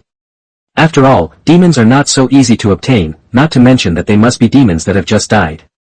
To kill a demon, the power required is too strong. If an ordinary wizard can do this, he has already reached the level of a god. This information is not needed at all. And those who can't do it will naturally have no chance of becoming gods. Therefore, this is actually a useless message. However, the wizard who came to discover this clue did not expect that the rich family would judge from a few clues that the Not family had the blood of gods, and because of the mutual transformation relationship between gods and demons. When the god seat passed down by the Not family is occupied, the person performing the ritual must be a demon, because there is no god seat left. This gives the rich family a way to continuously provide them with new demons. They are indeed no match for adult demons, but they are more than capable of dealing with weak new demons. However, there is one thing to say. This time, Sakasi Rich's plan did bring some benefits to Feeney. At least if he wants to become a god one day, he knows how to do it, and has obtained the first resources and keys on the road to becoming a god. At this point, Feeney decided to buy the heart back again. There are two reasons for this. One is that Not's dead body is still there, but his heart is missing. This is difficult to explain. If Richie had taken the heart, Feeney would have had no chance of defeating him. Although Feeney could use the reason that Richie died after taking the devil's heart, Professor McGonagall and the others did not understand things about gods and devils. Feeney did not believe that Dumbledore, a legendary wizard, would not understand at all. You know, the earliest saints were a group of wizards trying to become gods, and Dumbledore was once one of them.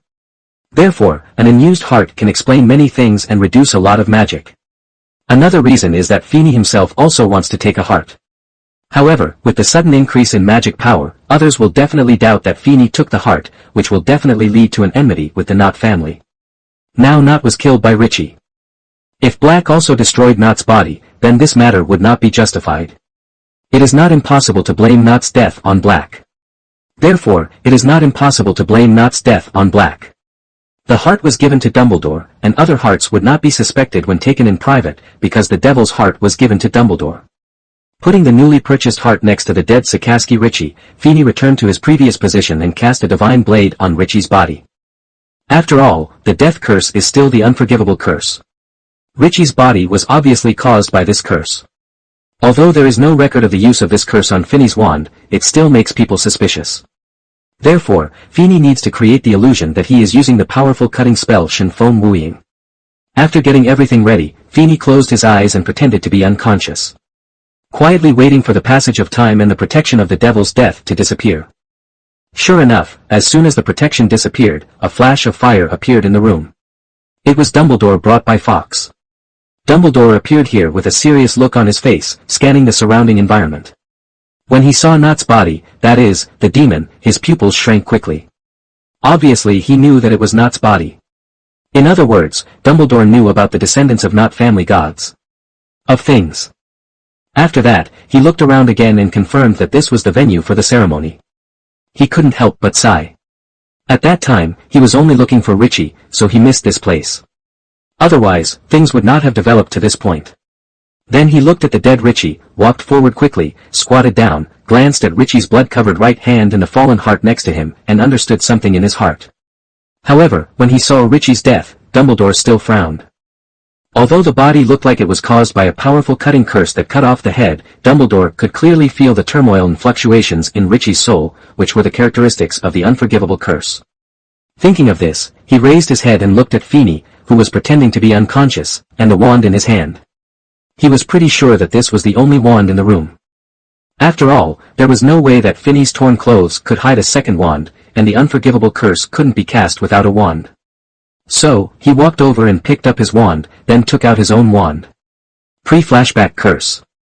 With a flashback spell, Dumbledore saw the last spell used by Feeney, which was the Shadowless Blade. This discovery made his already frowning eyebrows become even more twisted. This was wrong. Could it be that he had made a mistake in his judgment and that the cause of Richie's death was not the unforgivable curse? Dumbledore was very confused, but he also knew that the most important thing at this time was to send the unconscious Finny to the hospital. In fact, it was sent to the infirmary of Hogwarts. You must know that the head nurse of Hogwarts, Poppy Pomfrey, is a school doctor who is no less than a doctor at St. Mungo's Hospital, and this experienced one, and he was very old, you know, when Snape and the others were still students. She is already the head nurse of Hogwarts. Only the consequences of some powerful magic or incurable injuries will make her unable to choose from St. Mungo's. For example, after an animagus mistake, a wizard who has not been immediately released the recovery spell has such symptoms. She is absolutely untreatable. After all, St. Mungo's can't treat this symptom now. Therefore, it is actually enough to send Finny to the medical department. However, Dumbledore still wants to send Finny to St. Mungo's because he wants to use this to put pressure on the wizarding world. Although Dumbledore didn't like politics, it didn't mean that he didn't have political acumen. An heir to the Not family, a Richie, died in Hogwarts. Regardless of whether they had ulterior motives or were self-inflicted, the Ministry of Magic and the Board of Directors would take the opportunity to attack him. But if another Blake is also injured, that's a different story. In particular, this Black was able to prove that he was attacked by the rich and Not families, and not died at the hands of rich. This will completely confuse the magic world, and the Council of Elders will directly intervene. The death of a direct descendant of the Consul family will not make them care about it, because there is never only one direct descendant of the Consul family. However, the Black family is indeed an exception. Feeney was attacked, which is equivalent to someone trying to make the Black family disappear, and the person who did it was Rich, who is also a member of the Consul family. This is equivalent to putting the internal fighting between different factions in the Presbyterian Church on the bright side. The Ministry of Magic has no intention of targeting Dumbledore. All they need to do is fight between the two pureblood factions. Protect yourself. Dumbledore knew very well that the decisions and actions he made would cause some turmoil in the wizarding world, and many wizards would die as a result, but compared to Voldemort, these things were trivial. He cannot and will not leave Hogwarts until Voldemort's matter is resolved, especially when Harry Potter is enrolling next year. Therefore, Feeney was sent to a single room in St. Mungo's Hospital. A large number of Aurors were guarding the room to prevent the heir of the Black family from having any accidents at St. Mungo's. The discord between the Black family and many pureblood families is something that the entire magical world knows about. After all, St. Mungo's is an institution under the jurisdiction of the Ministry of Magic. If something happens to the heir of the Black family here, the reputation of the Ministry of Magic will be greatly damaged. At the same time, a large number of officials will be laid off because of this incident. Punishment. Finny was happy to be free. He didn't have to worry about his own safety, and he had someone to take care of him, although he was usually taken care of by a house elf. The most important thing is that his identity and his current injuries allow him to lie here and recuperate easily without being interrogated by others. There was no need for him to worry about the school, Dumbledore said, because he saved Hogwarts, defeated Not who became a demon, and Richie, who planned to hurt a lot of little wizards. His grades this year were all the same. And does not require taking the exam. In fact, the main reason is that all the professors who teach Feeney know that even if he takes the exam, he will get this result. It is better to regard this as a reward. Oh, by the way, Feeney also won a special contribution award to the school. Like Tom Riddle's, it was placed in a display cabinet in the prize showroom. It became the history of the school and was admired by subsequent students. Or it could be destruction, like being spit on with slugs or something. During the period of recuperation, Dumbledore also came to find Feeney once and asked about Feeney's discovery of Ridge and Not that night and what happened next in the Chamber of Secrets. Finally, I made a copy of Feeney's memory of that night before leaving. Of course, this memory was processed by Feeney's system, because Feeney used the system to perform some operations at the end of that day, and the confidentiality of the system instinctively modified the final content of the memory. To put it simply, there was no such thing as Feeney buying a second wand. It was just that Feeney used his own wand to use his magic wand to defeat Richie and then passed out. This is consistent with the fact that Feeney himself wanted to create. Feeney also knew why Dumbledore wanted this memory. The Presbyterian Church must have started investigating this matter. After all, it involves two consul families and an oath family, and they will not remain indifferent. Not to mention, the things that the Not family had been hiding about their god's descendants were also exposed this time. The Presbyterian Church has no principles regarding the confidentiality of matters related to God. The things hidden by the Not family are exactly what the Presbyterian Church needs. While Finney was still recuperating in the hospital, all the direct descendants of the Not family disappeared, leaving only one collateral branch, which was not particularly important and was close to the direct descendants, and was expelled from the sworn family of the Presbyterian Church. Of course, the Council of Elders issued a statement not to allow any action against the members of the Not family. As for the direct members, although there was no clear statement, the oath families of the Council of Elders had some guesses. Finney was very clear that they must have been controlled by the Council of Elders. The descendants of God must have the key to becoming a god. Although Finney was not sure why the Council of Elders was established, according to Richie, it must have something to do with God, and even the ultimate goal was not to kill God or become a god. In this case, the Not family could only become a victim of the Council of Elders, being studied, interrogated, and targeted.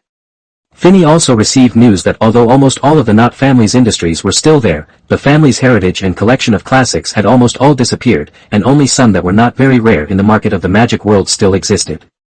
The Council of Elders wanted to cut off all the records of the Not family about God. Finney secretly sighed in his heart, but these had nothing to do with him, because he had been recuperating in the hospital for half a year. He didn't believe that the Council of Elders had no involvement. Hogwarts was also on vacation now. He believed that during this vacation, the elders of the Council of Elders would definitely find him to deal with the Not family's affairs. King's Cross Station, Platform 9 3/4, Hogwarts Express. It was September 1991, and the new school year at Hogwarts was about to begin.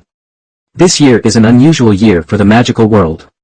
Just like 11 years ago, a large number of wizards in the magical world are happy and revelry for the arrival of this day. Most pureblood wizards are also waiting for this day to come, because an extremely important figure to the magical world has returned to the embrace of the magical world. In this year, he entered Hogwarts to study. Of age. This person is naturally the protagonist of the original work, Harry Potter, who has the title of Savior, the last member of the Potter family and the heir to the Deathly Hallows. In fact, except for ordinary wizards, not many people in the wizarding world think that Harry is the so-called Savior. They all know that there was an accident that night 11 years ago, but it was definitely not the same as a newborn baby. It doesn't matter. On the contrary, it is more likely that the dead couple Lily Potter and James Potter are the saviors who can defeat the mysterious man. Some pureblood families even believe that the Potter family is just Dumbledore's pawns, and it was actually him who defeated the mysterious man. Although this is the case, these smart wizards also understand another thing, that is, Dumbledore is paving the way for Harry Potter. Yes, no matter who the mysterious man was defeated, after Dumbledore said that Harry was the savior, he was the savior, because he had Dumbledore endorsing him behind him. With Dumbledore planning for him, it is not impossible for Harry Potter to become the second Dumbledore. Therefore, pureblood families will pay attention to his return.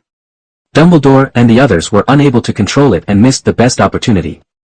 Little Phineas Black, due to family reasons, could not stand in their position, but he was also a pureblood family and would not affect them in the end. If you miss the fundamental benefit, you will miss it. However, naturally they will not let go of this Harry Potter now. Born in the Potter family, as a member of the pureblood family, and having no relatives in the magical world, for such a being, as long as the pureblood families provide some help, they can easily pull him onto their chariot. Unfortunately, they forgot one thing, something that many people in the magical world have forgotten. Finney naturally knew about Harry's return, or in other words, he had been waiting for Harry's return.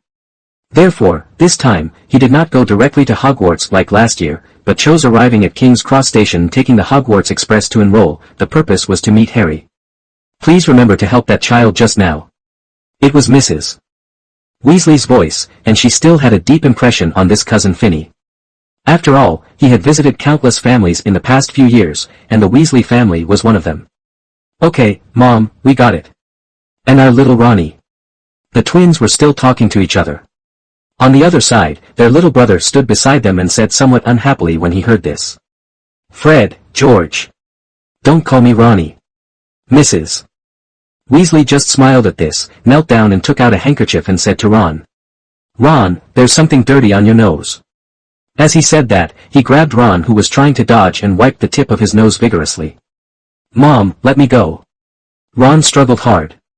Okay, Ron, you little brat, your nose is dusty again. Fred said to Ron teasingly. Ron yelled at him angrily. Shut up. Fred, you bullied your brother again. Feeney walked past at this time.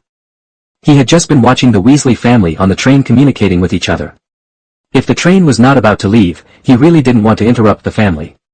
Well, he definitely didn't want to see the twins being taught a lesson by their mother. Mrs. Weasley looked at Feeny with a joyful smile on her face. "Oh, Finny, I thought you were going straight to Hogwarts," she said with a smile, walked over and hugged Feeny. "Long time no see, Cousin Molly." Feeny also smiled and said hello to Mrs. Weasley, then looked at the twins. "What about you, how was your vacation?" "George, Fred." George shrugged. "It's still the same." Fred added on the side. "Mom doesn't let us do research at home, nor does she let us use magic. She obviously said it would be fine." Mrs. Weasley frowned and looked at the twins, holding her waist with her hands and yelling, "George, Fred." When the twins heard this, they quickly raised their hands and stopped talking. Mrs. Weasley smiled, looked around and asked, "Where's Percy?" Feeny smiled and pointed into the distance and said, "Well, he's here." Sure enough, Percy was striding towards here from a distance.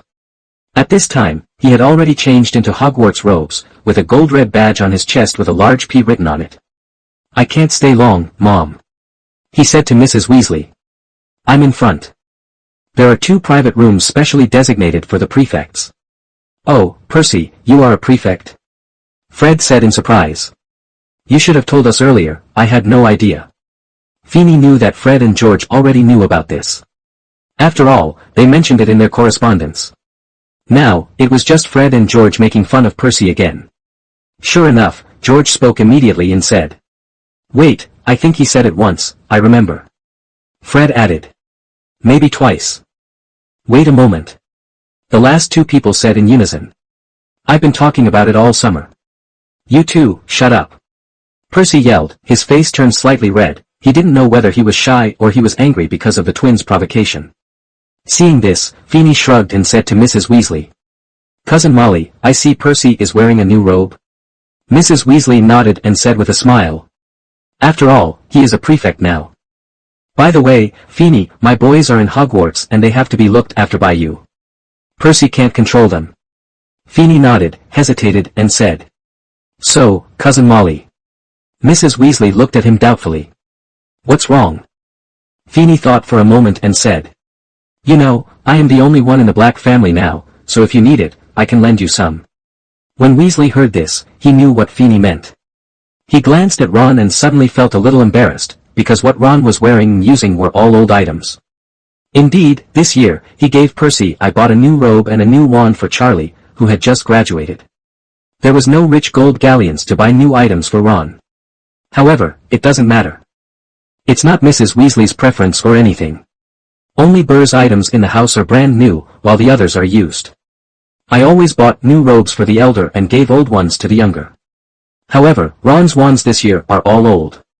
Mainly because as usual, someone in the family has become a prefect. A new robe will be bought, someone graduates, and some help will be provided. This year, when Charlie graduates and Percy becomes a prefect, Ron can only use his old wand. Come to think of it, Feeny just saw this and said this. Although Mrs. Weasley was a little embarrassed about this, she still shook her head and said, "It's okay. We're used to it. It feels more like home this way." After hearing this, Feeny nodded and stopped persuading. Mrs. Weasley clapped her hands and said, "Okay, dear, I wish you a smooth semester. When you get to school, ask the owl to bring me a letter." With that, she kissed Percy on the cheek and he walked away. Then he looked at the twins. "Now it's your turn. This year, you two should behave yourself. If an owl reports to me, saying that you blew up a toilet, or..." Before she could finish her words, she was interrupted by Fred. "Blow up a toilet? We've never blown up a toilet." "That's a good idea." "Thanks, Mom." Mrs. Weasley took a deep breath and said, "This is no joke, take care of Ron." "Don't worry, Mom, little Ron will be fine if he follows us." After hearing this, Ron was a little unhappy. "Shut up." He was almost as tall as the twins, but the place where the tip of his nose was rubbed was still red. Looking at the family laughing and having fun in front of him, Finny suddenly felt that maybe Sirius should have come out of Azkaban. Thinking this way, he looked at the mouse Scabbers in Ron's arms. He knew very well that it was Peter Pettigrew, the culprit who killed the Potter family. At this time, the twins suddenly came over to him and said, "Hey, Feeny, you're the one we saw just now. Just when we entered the platform, there was a little boy with black hair standing next to us." Feeny was stunned and asked, Who? Harry Potter. George said loudly. At this time, the little girl who had been following Mrs. Weasley in grabbing her clothes, Ginny suddenly said. Harry Potter. Mom, can I get in the car and go see him? Please. Mrs. Weasley shook her head and said. You've seen him, Ginny, this poor kid is not a zoo animal, let's see, is he really Harry? Fred. How do you know? Fred smiled and said. I asked him. I saw his scar.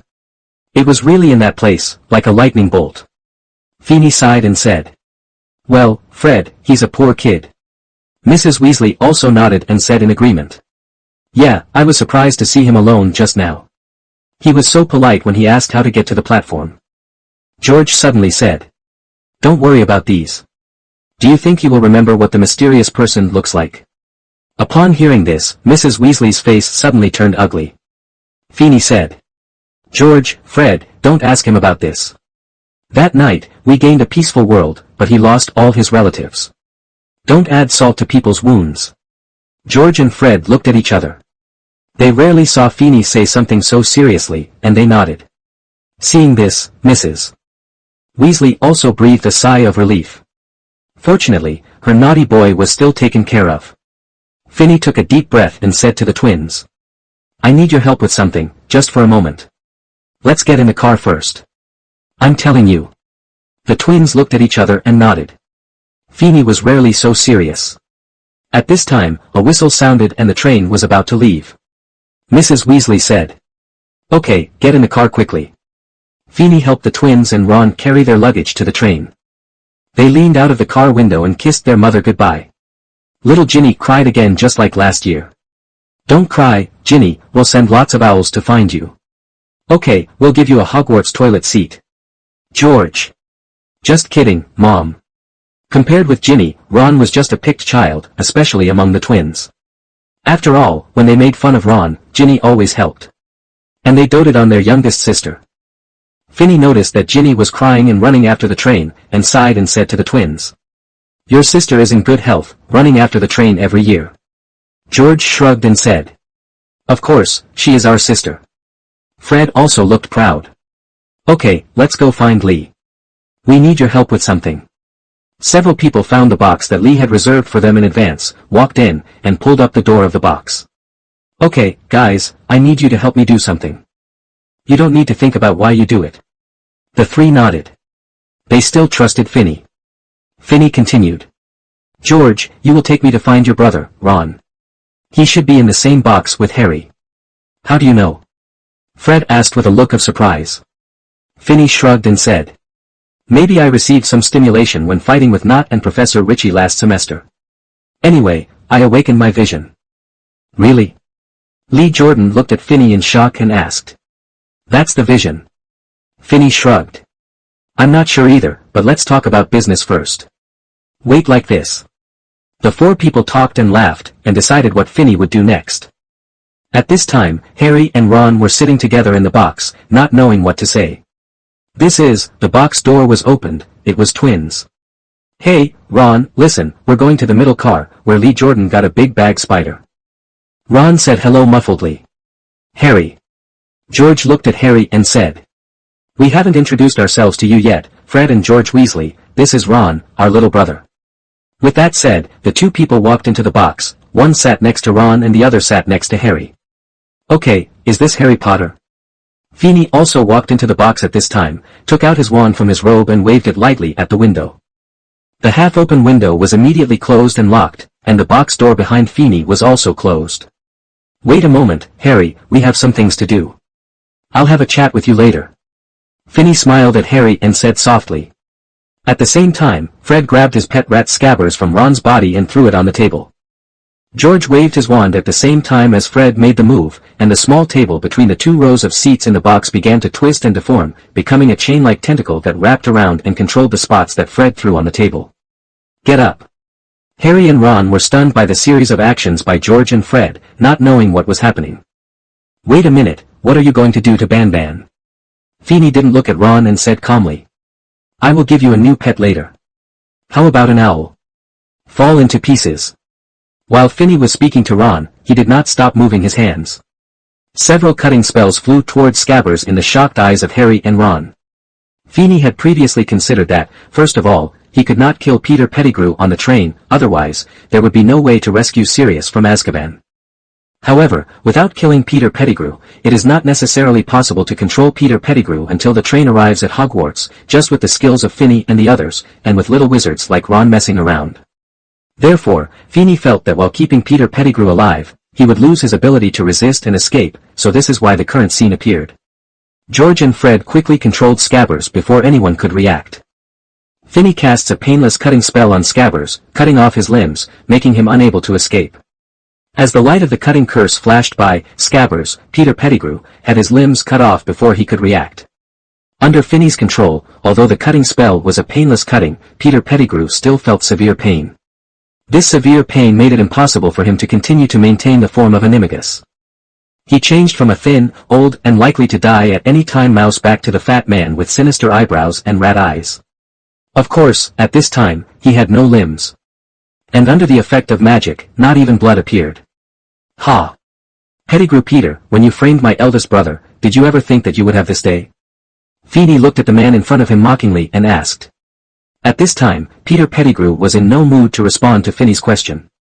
He was already immersed in the pain and madness of losing his limbs. Fainted to the ground. Feeney curled his lips and cast a stun spell on the wailing Peter Pettigrew, then snapped his fingers. Master! Puff then appeared next to Feeney, holding his box in his hand. Puff, take him to the box and keep an eye on him. He will be of great use to me. Okay, Master. Puff nodded, controlled Peter Pettigrew to enter the box, and then came out and operated away with the box. Okay, judging from the expressions of the two of you, you may have a lot of questions. Seeing as you didn't cause any trouble just now, I will answer you as appropriate. Feeney looked at Harry and Ron and said with a smile, and sat next to George. Now, if you have any questions, just ask them. Sir, you just said, sir, do you know me? Harry asked timidly and shyly. Feeney smiled at Harry, nodded and said. Of course, Harry, maybe you haven't understood what you mean to the wizarding world, but it doesn't matter. You will have plenty of time to adapt to this in the future. Knowing you is not an important thing. However, my understanding of you is indeed different from others. Well, so to speak, I have an older brother who has a very good relationship with James Potter, your father. They are as close as brothers, so, he became your godfather after you were born. Feeney said this, paused, and continued. So, you can actually call me uncle. Oh, I almost forgot. My name is Phineas Black. People in the magical world are used to calling me Little Phineas. Of course, my friends prefer to call me Phineas. And my brother is Sirius Black. Sirius Black. Ron suddenly screamed when he heard the name. That's Sirius Black in Azkaban. How could he be Harry's godfather? It was obviously his betrayal of the Potters that led to his death. This matter was reported in the Daily Prophet. Hearing Ron's surprise and question, before Feeney could answer, George gave the answer. Oh my God, little Ron, we just thought you were a little stupid before, but now it seems that you are really stupid. Didn't you also see what we did just now? You didn't pay attention when Feeney called that person's name. Yeah. After hearing this, Ron believed what happened to Banban. Ah, Banban. Feeney rolled his eyes and said. You don't think that's Banban now, do you? Ron said in disbelief. It must be because of your magic. Banban has been in our house for many years, how could it not be a mouse? Feeney smiled and said. It's been 11 years, George, Fred. Speaking of which, it seems I'm still quite strange. A mouse has lived in your house for 11 years, and you haven't noticed anything wrong. Ron still didn't want to believe it. Maybe we took good care of it. Feeney shook his head helplessly, no longer paying attention to Ron, but looked at Harry and said lightly. Okay, Harry, I only know part of what happened back then. You can ask Sirius yourself for the specific details and you bring Sirius out of Azkaban. Feeney paused. I can only tell you the part one know now. Well, let's put it this way, Harry, the relationship between my brother and your father James started when they entered Hogwarts.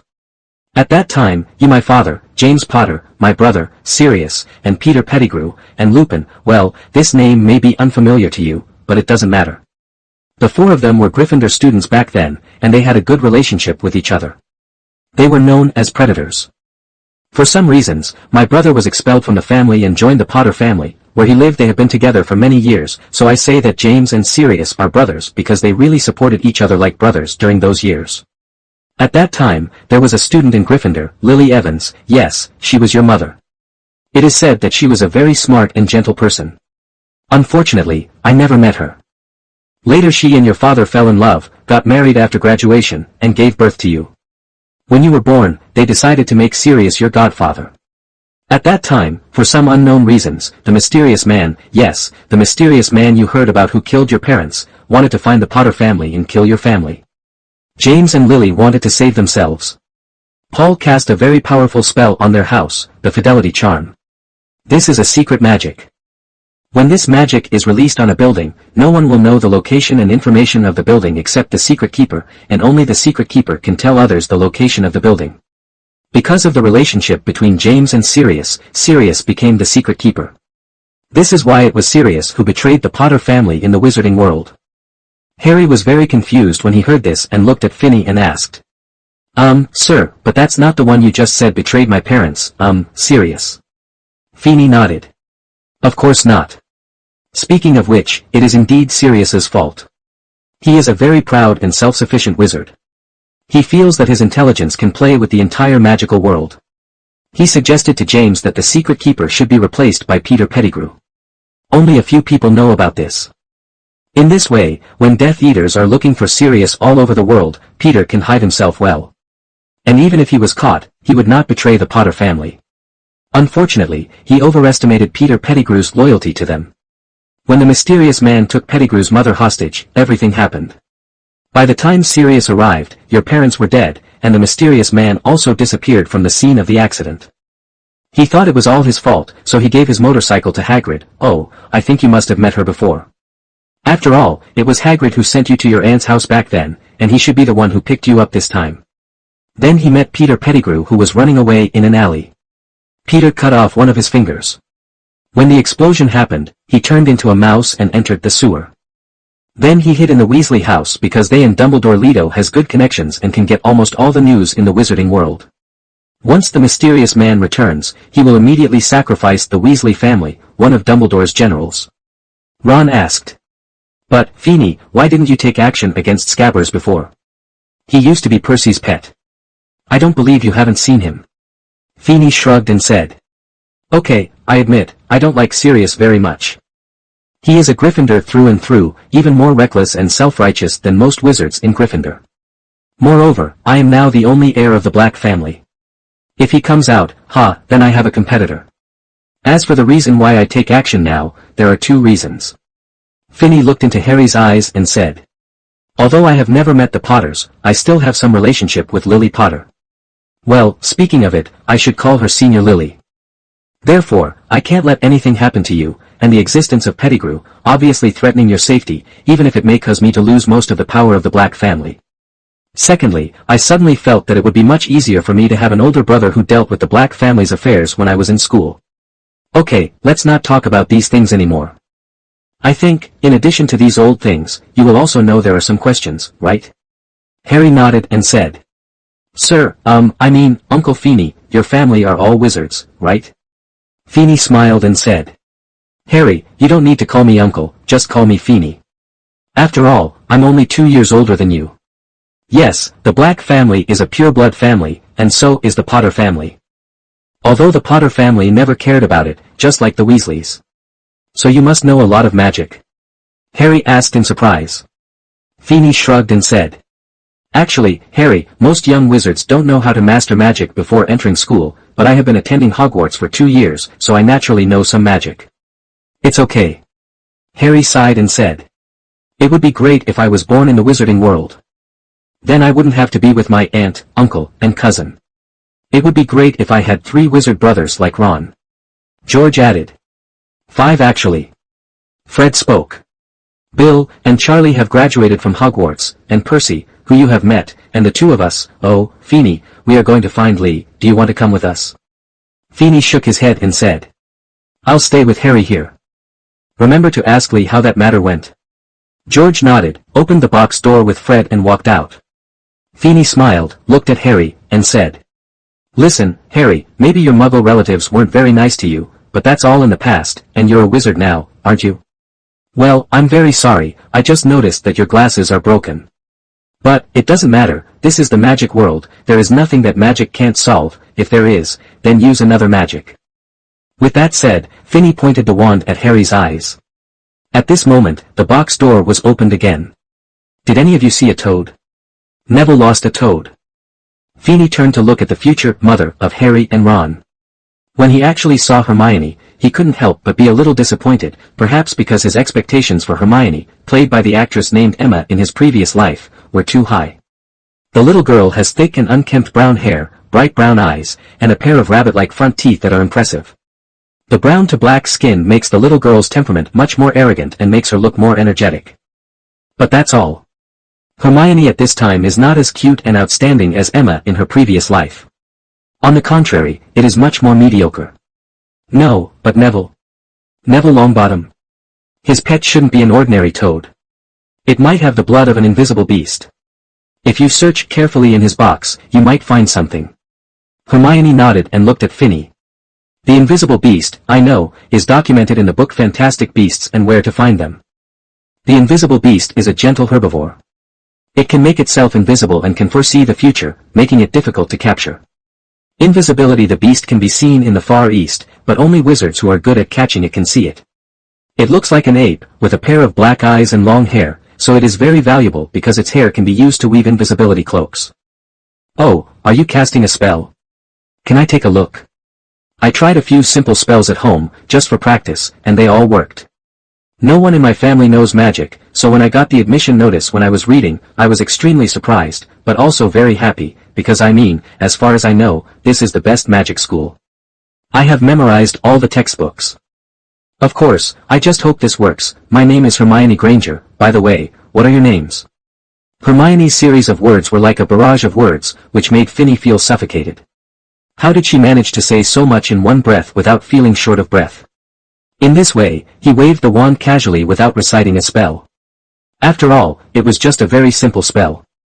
The tape used to fix Harry's glasses popped open, and the glasses were repaired to their most perfect condition. Finny shrugged and said to Hermione, "Little Phineas Black. My name is Ron Weasley." Ron muttered, "Harry Potter." Harry said. When Harry said his name, Finny knew what was going to happen next. Sure enough, Hermione asked a series of questions just as he thought. "Is it really you? I know everything about you.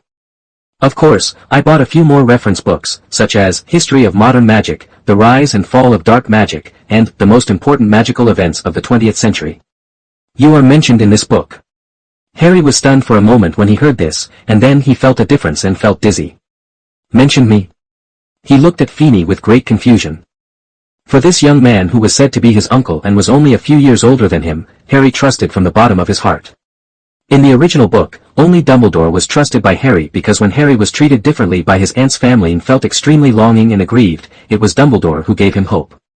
At this time, it was Finny who gave Harry hope. He gave Harry a chance to use his family again. Finny smiled and nodded without explaining, because he knew that Hermione, a little girl who longed for friendship, would definitely say it. "Oh my God, you don't know. If it were me, I would definitely find a way to find out all the books that mention me. By the way, do you know which school you will be assigned to? I have asked everywhere, I hope everyone said it was the best to be sorted into Gryffindor. Dumbledore graduated from there. Of course, Ravenclaw is also good. Anyway, we should go to Neville first." "Toad." Finny coughed twice and turned the attention of the three little wizards to himself. "Miss Granger, you said that Gryffindor is the best house. I cannot agree with this. Gryffindor is only famous because Dumbledore graduated from that house. But you know, there are other houses as well. They have their own famous characters, such as Mr. Newt of Hufflepuff, the author of Fantastic Beasts and Where to Find Them, who once captured Grindelwald. Of course, the one with the most celebrities is Slytherin.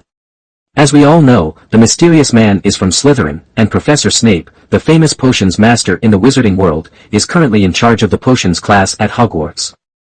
As well as many senior officials of the Ministry of Magic and Pureblood family patriarchs, almost all of them are from Slytherin.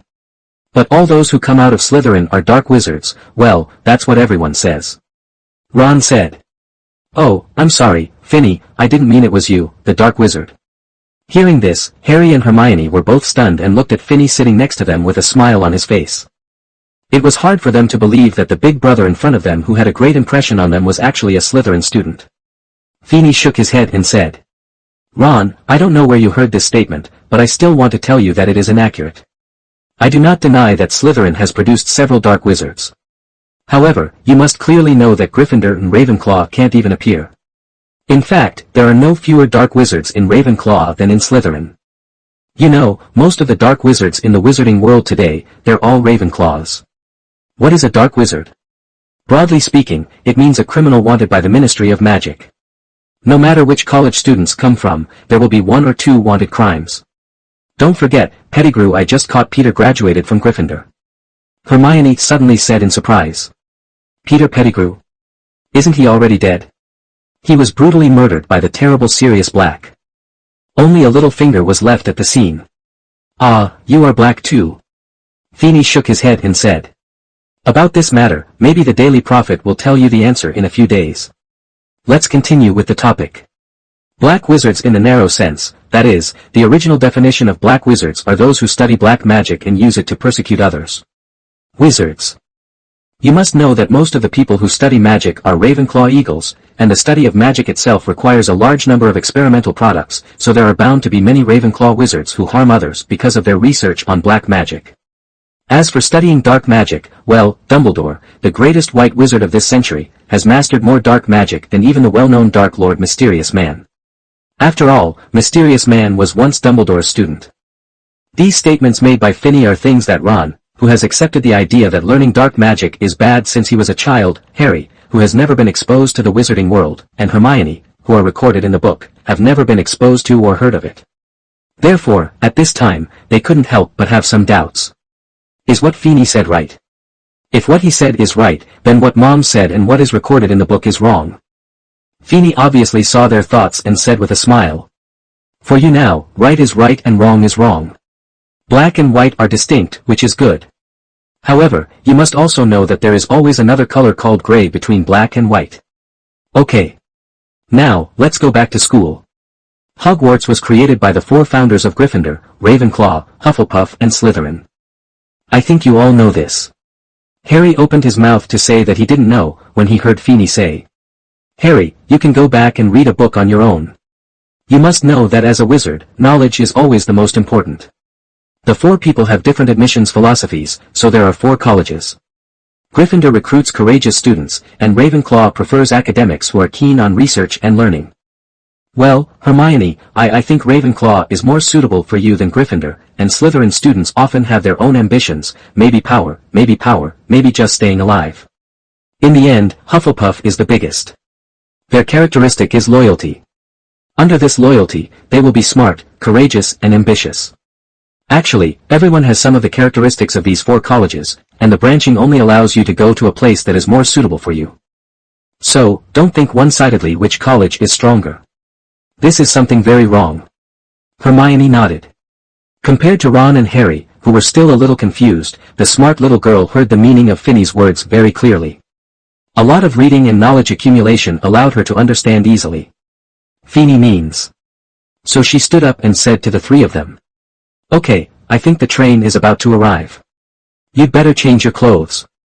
Also, thank you very much for your teaching, Senior Black." Finney waved his hand and said with a smile, "Just call me Finney." Watching Hermione leave, Ron complained, "It doesn't matter which college I'm assigned to, as long as I'm not assigned to the same college as her."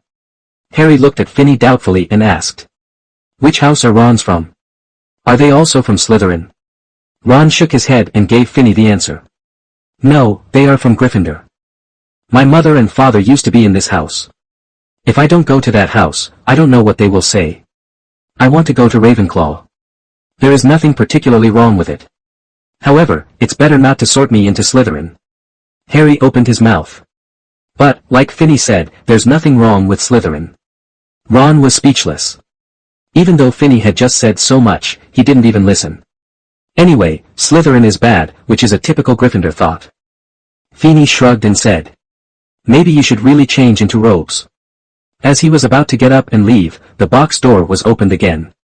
This time it was not Neville who Finney had never seen before, but 3 boys who came in. The leader was much shorter than the 2 men behind him, his face was pale, his hair was golden and white, and he had a proud look on his face. Is it true?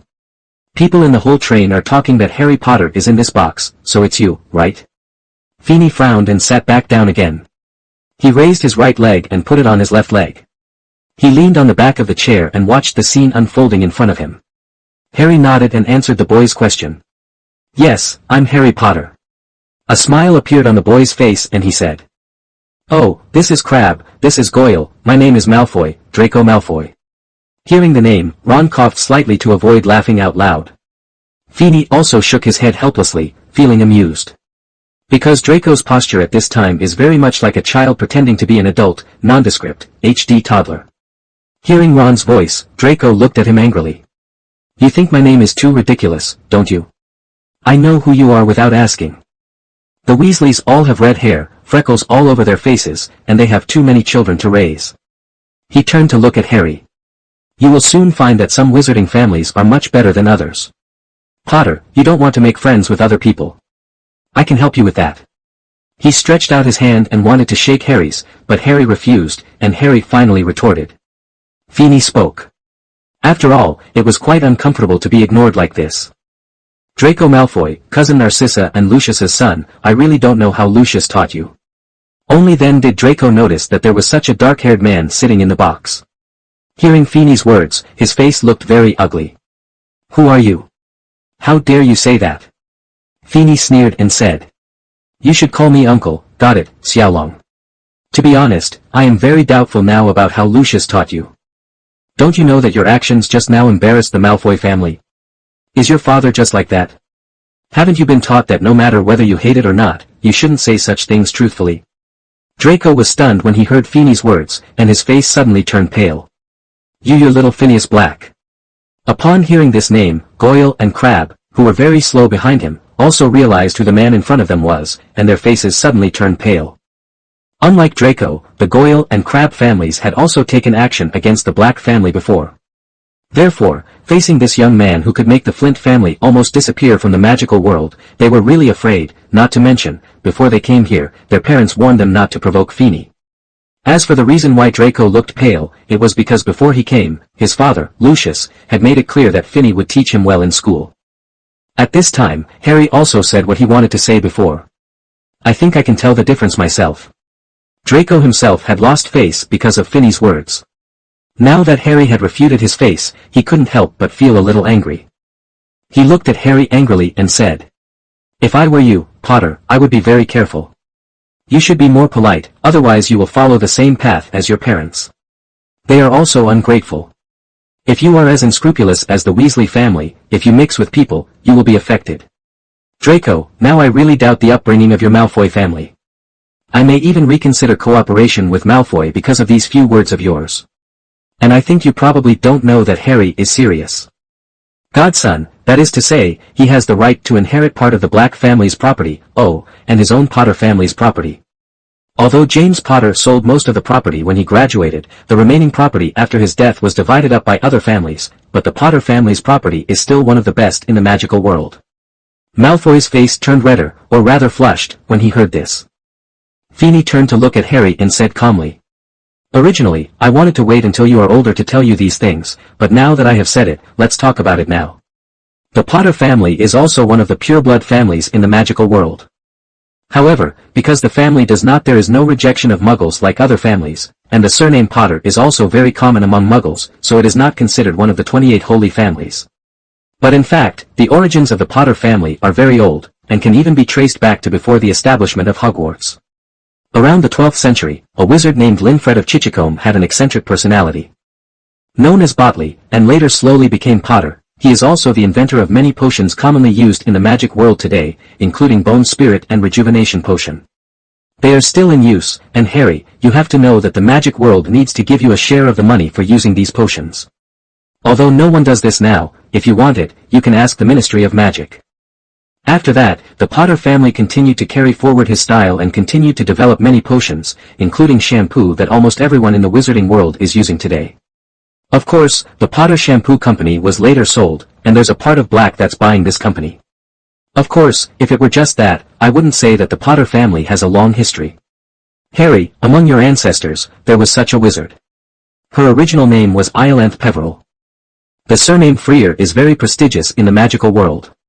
Of course, this family has disappeared now, and the Potter family is the only descendant of this family that can still be studied.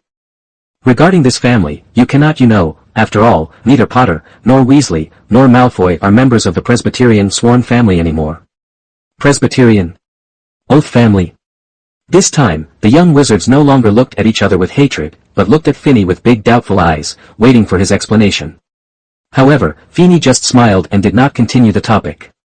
Instead, he said to Draco. So, Draco, Harry does not need to rely on other families to obtain strength and resources, nor does he need to look at other people's faces, because now the wizarding world except Black, Selwyn, Richie and Lestland after the Chi family, the Potter family is the richest.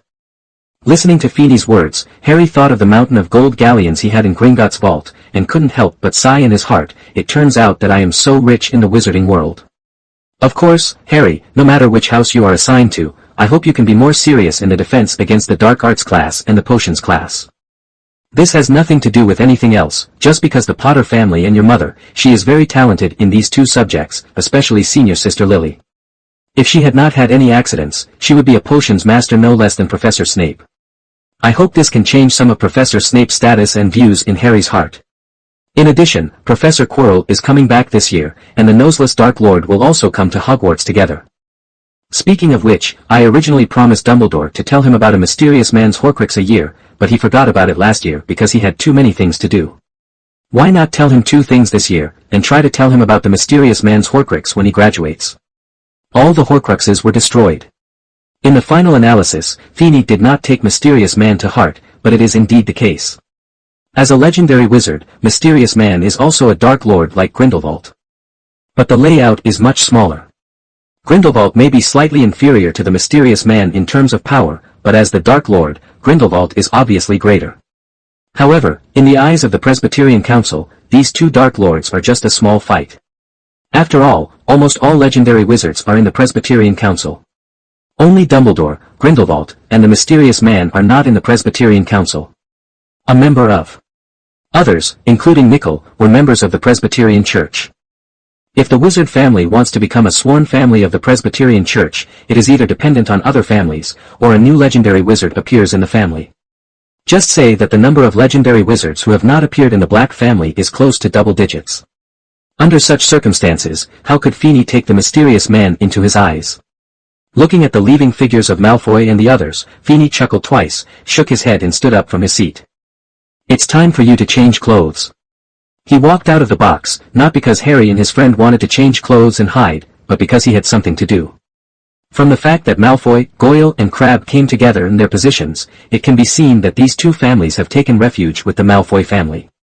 Perhaps because they are all Death Eaters, or perhaps because Malfoy is one of the few pureblood families who have participated in the Death Eaters intact in the events 10 years ago. In any case, they chose Malfoy, and in the eyes of the elders, Malfoy is the power of Black.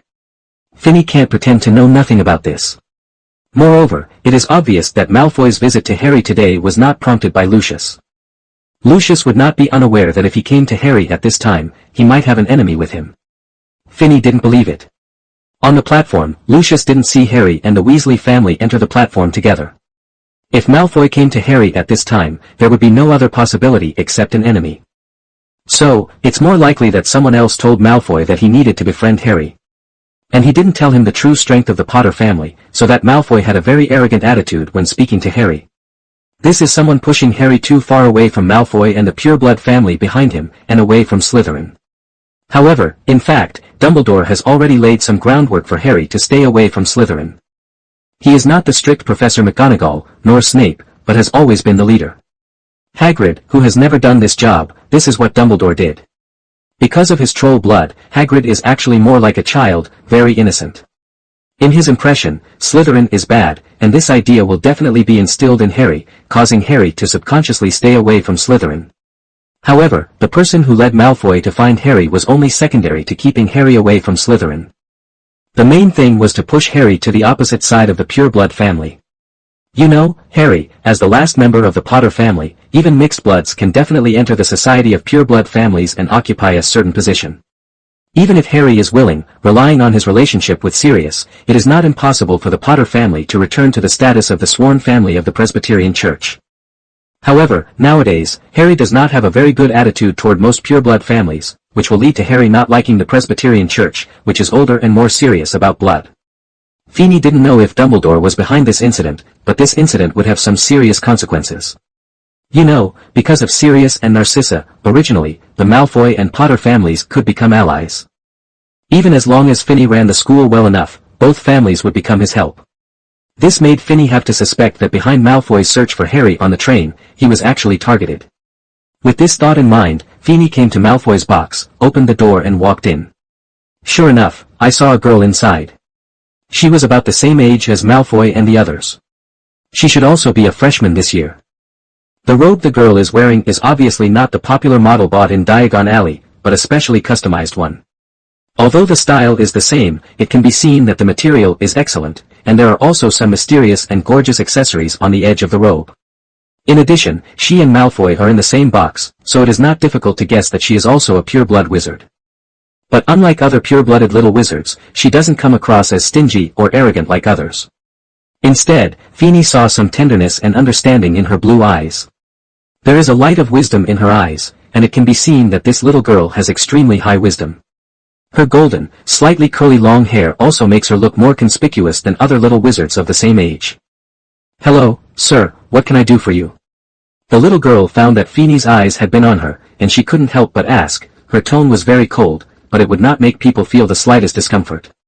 It seems that the little girl's personality is relatively cold. Before Finney could speak, Draco couldn't bear it anymore and said, "What are you doing here? Do you still want to reprimand me?" Looking at Draco, who was very flustered, Feeney frowned. The only heir of the Malfoy family was not well taught by Lucius. He was too flustered and it was easy for others to see his flaws. Feeney shook his head slightly, looked at the little girl and said, "I am young Phineas Black, and who are you, fair lady?" The little girl obviously did not expect that the person coming would be the heir of the Black family. A trace of panic flashed in her eyes. Her right hand by the window unconsciously smoothed some hair on her right temple and said, "Astoria Greengrass." Hearing this name, Feeney was stunned for a moment. He knew this person. The youngest child of the Greengrass family inherited the curse of the Greengrass family and had been in poor health since he was a child. Mr. Greengrass has been searching for a cure for the family curse within the circle of pureblood families. As one of the Presbyterian sworn families, Greengrass is often rumored to be looking for a solution in the Presbyterian Church. However, it was precisely because of this knowledge that Finney was confused. Because Astoria Greengrass, the youngest child in the Greengrass family, was supposed to enter school next year, why was she going to Hogwarts this year? "Your train is on board now." Astoria may have noticed Feeney's doubts. She smiled slightly and said, "I think you should know what's wrong with me." Feeney nodded. "Blood curse. My father made some deal with Dumbledore and let me come to Hogwarts a year early. Of course, not to go to school, but to be looked after by Dumbledore for a year to try to find a solution to the blood curse." Feeney nodded, looking at the girl in front of him who had two very cute dimples when she smiled, and sighed in his heart. He does know about the blood curse of the Greengrass family. Although he is not very clear about the specific reason, he does know that the emergence of this blood curse can be traced back to the establishment of the Presbyterian Church. Therefore, even if Greengrass, the reason why the Presbyterian Church still exists intact even though it has not taken refuge in any family, and the family has only one direct lineage, and they are all girls. Because the elders will protect it. Finney looked at Draco and asked, "Okay, let's get down to business, Draco. I know that you didn't go to Harry just because of your father's request. I think he would even tell you not to go to Harry today. So, why did you go to him? Who asked you to go?" Hearing this, Draco's eyes began to flicker, a little deviated. Obviously, Finney's judgment was correct. Draco was indeed encouraged by others to find Harry. Looking at Draco, who kept silent, Finney's slightly frowned eyebrows became tighter and he became a little impatient. At this time, Astoria on the side spoke. "That is Mr. Potter that my sister asked Mr. Malfoy to find." Feeney was stunned and turned to look at Astoria. "Your sister, well, let me think about it, is called Daphne Greengrass. Your family likes to use the names of goddesses in Greek mythology as names." Astoria nodded. Yes, my sister is Daphne. Finney nodded and asked again. So, where is she now? I'm curious, why did she let Draco go to Harry? By cheating Draco like this, does she really think that the Malfoy family, which is no longer a pledge family, is something that the Greengrass family can provoke? Astoria shook her head and did not answer Finney's question, but it was obvious that she did not believe that the Greengrass family would not be able to provoke the Malfoy family, which had long been separated from the pledge family and had only one lineage. Finney looked at Astoria's expression, understood her thoughts in her heart, and shook her head and said, if you only look at the Malfoy family and the Greengrass family, naturally the Greengrass family is stronger.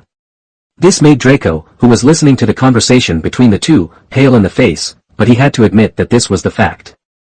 It was precisely because he knew that the Malfoy family was not as good as the Greengrass family, so when Daphne Greengrass asked him to go to Harry, he would go against his father Lucius's warning not to go to Harry. Compared with making enemies with Harry, provoking the Greengrass family, which the Elders' Council took special care of, was more terrible.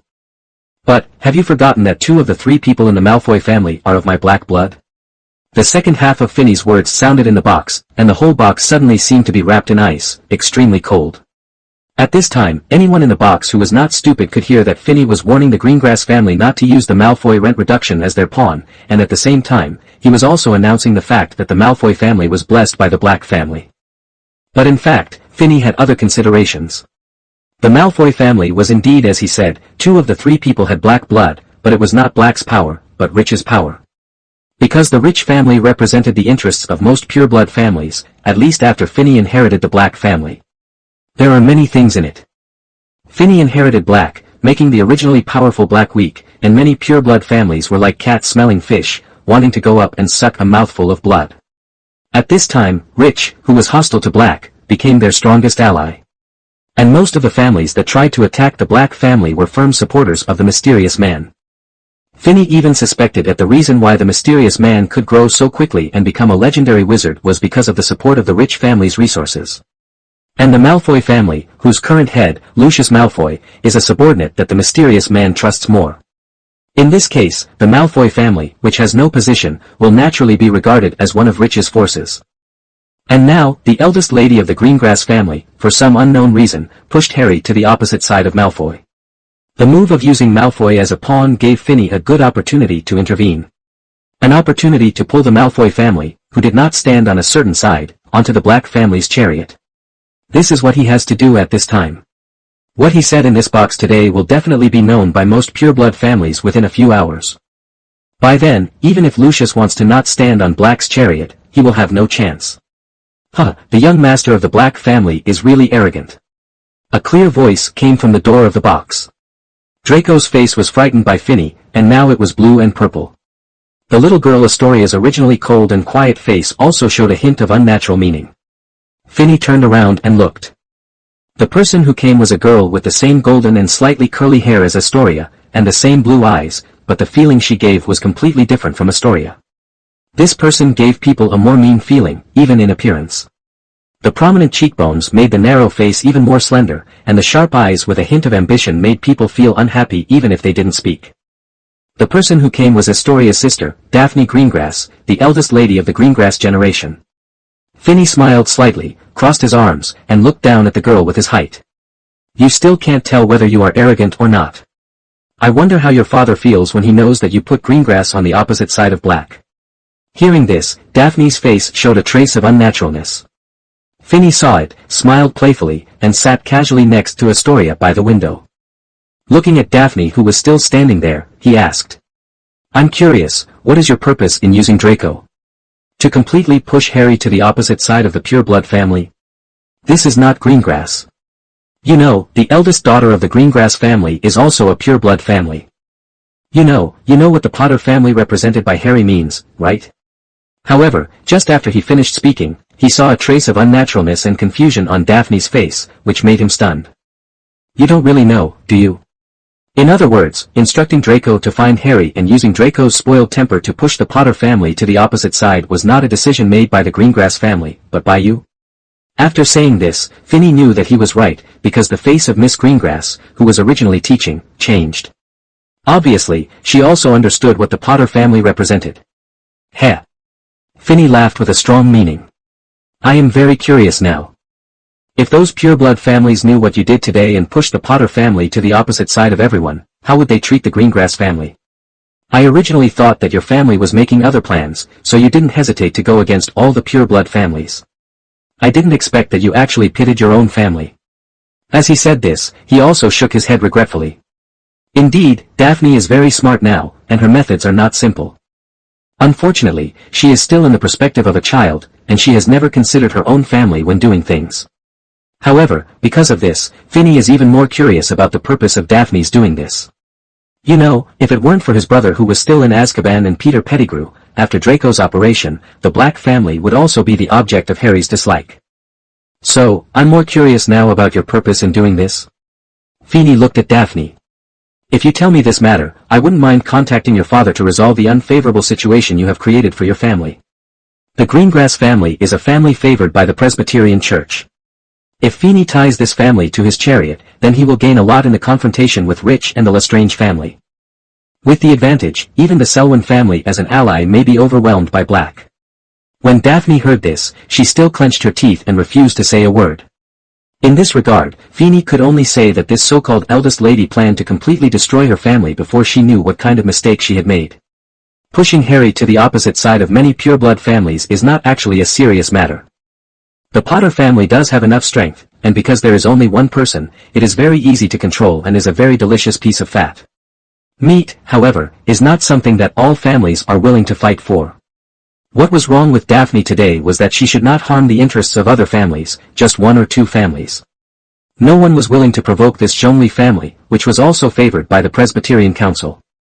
However, she violated the interests of all the pureblood families.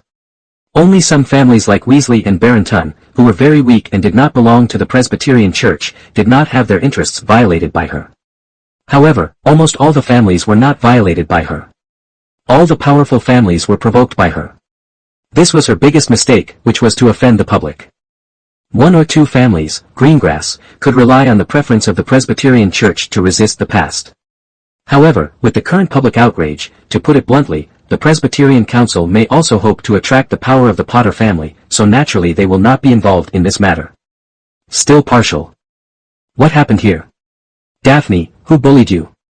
At this time, another female voice appeared at the door of the box. It can be heard from the voice and tone that the person coming this time is even prouder than Daphne, and is even more mean and domineering. Finney heard the sound and looked around.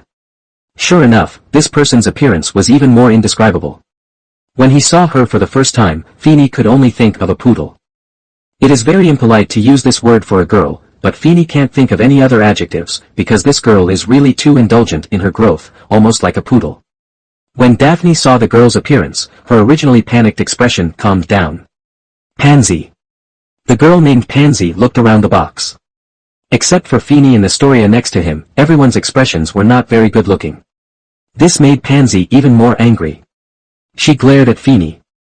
She knew everyone in this box except Finney, so the person who bullied these people was naturally Finney. What have you done? Finney frowned when he heard this question-like tone. I'm curious, who are you? When the girl heard this, she raised her neck like a proud swan. Pansy Parkinson. Parkinson. Finney was confused when he heard the name. Ah, the Parkinson family where the ousted Minister of Magic, Perseus Parkinson, was? Perseus Parkinson was the British Minister of Magic for 7 years from 1726 to 1733, but he was also a minister who was ousted by the masses. Just because he once misunderstood the people's thoughts and tried to smuggle in private goods and wanted to pass a bill to make intermarriage with Muggles illegal, but he was ousted by the people who longed for peace at that time. The concept that it is illegal to marry a Muggle is itself the concept of the Parkinson family. Therefore, the ousting of Perseus was regarded as a stain by the Parkinson family. Now Finney said this directly in front of Pansy. The matter was completely ignored by her. This made her, who was already proud, even more angry. She pointed at Finney and wanted to say something. But Finney beat him to it. Little girl, didn't your parents tell you to stay quiet after coming to Hogwarts so as not to offend people you can't afford to offend? I used to wonder why Daphne, as the eldest lady of the Greengrass family, would be willing to being a chess piece for someone else to instruct Draco to mess with Harry. I knew it when I saw you. Having said this, Finney smiled disdainfully and said, only you, the Parkinson family, don't care about joining forces with Potter, because you are completely unqualified. Although the Greengrass family is also lonely, it is still an oath family, with the blessing of the Presbyterian Church, and your Parkinson family, although it is more powerful than the Greengrass family, it is still a small family. In fact, what Feeney said is wrong. The Parkinson family is not a small family. Their family is also very large. How can a family that can represent the Minister of Magic be weak? However, no one in their family can see it. When it came to current events, I couldn't figure out the relationship. To put it simply, their family always went their own way and didn't care about the opinions of other families or the interests of the Presbyterian Church, so they were kicked out of the Presbyterian Church. Because of this, he is looked down upon by many families. The moment he saw Pansy Parkinson, Feeney understood that what she was thinking, or what the Parkinson family was thinking. They wanted to put the Malfoy family on the opposite side of all the families, and they did it. If Feeney hadn't stood up to endorse the Malfoy family, then the Malfoy family's position would be exactly the same as their idea. At this time, the Parkinson family could become the life-saving straw of the Malfoy family. At that time, as long as Draco and Pansy were united, they would be grasshoppers on a rope. After that, the property, resources and power of the Malfoy family would all belong to the Parkinson family after Lucius's death. In the end, Pansy herself was also happy to do so. At least Feeney found that the way she looked at Draco was like a hungry dog seeing a piece of fat meat, and she might eat him at any time. Shaking her head slightly, Feeney looked at Pansy with disdain. This was the method of the Parkinson family. They obtained the support or property of other families through marriage. However, they didn't think about whether the Parkinson family had good-looking genes. If they want to form a marriage alliance, either the other party has some agenda and is weaker than the Parkinson family. Or they have some agenda on beauty and don't mind the Parkinson family's blood-sucking existence. However, the Parkinson family's hardware only allows them to make the first choice.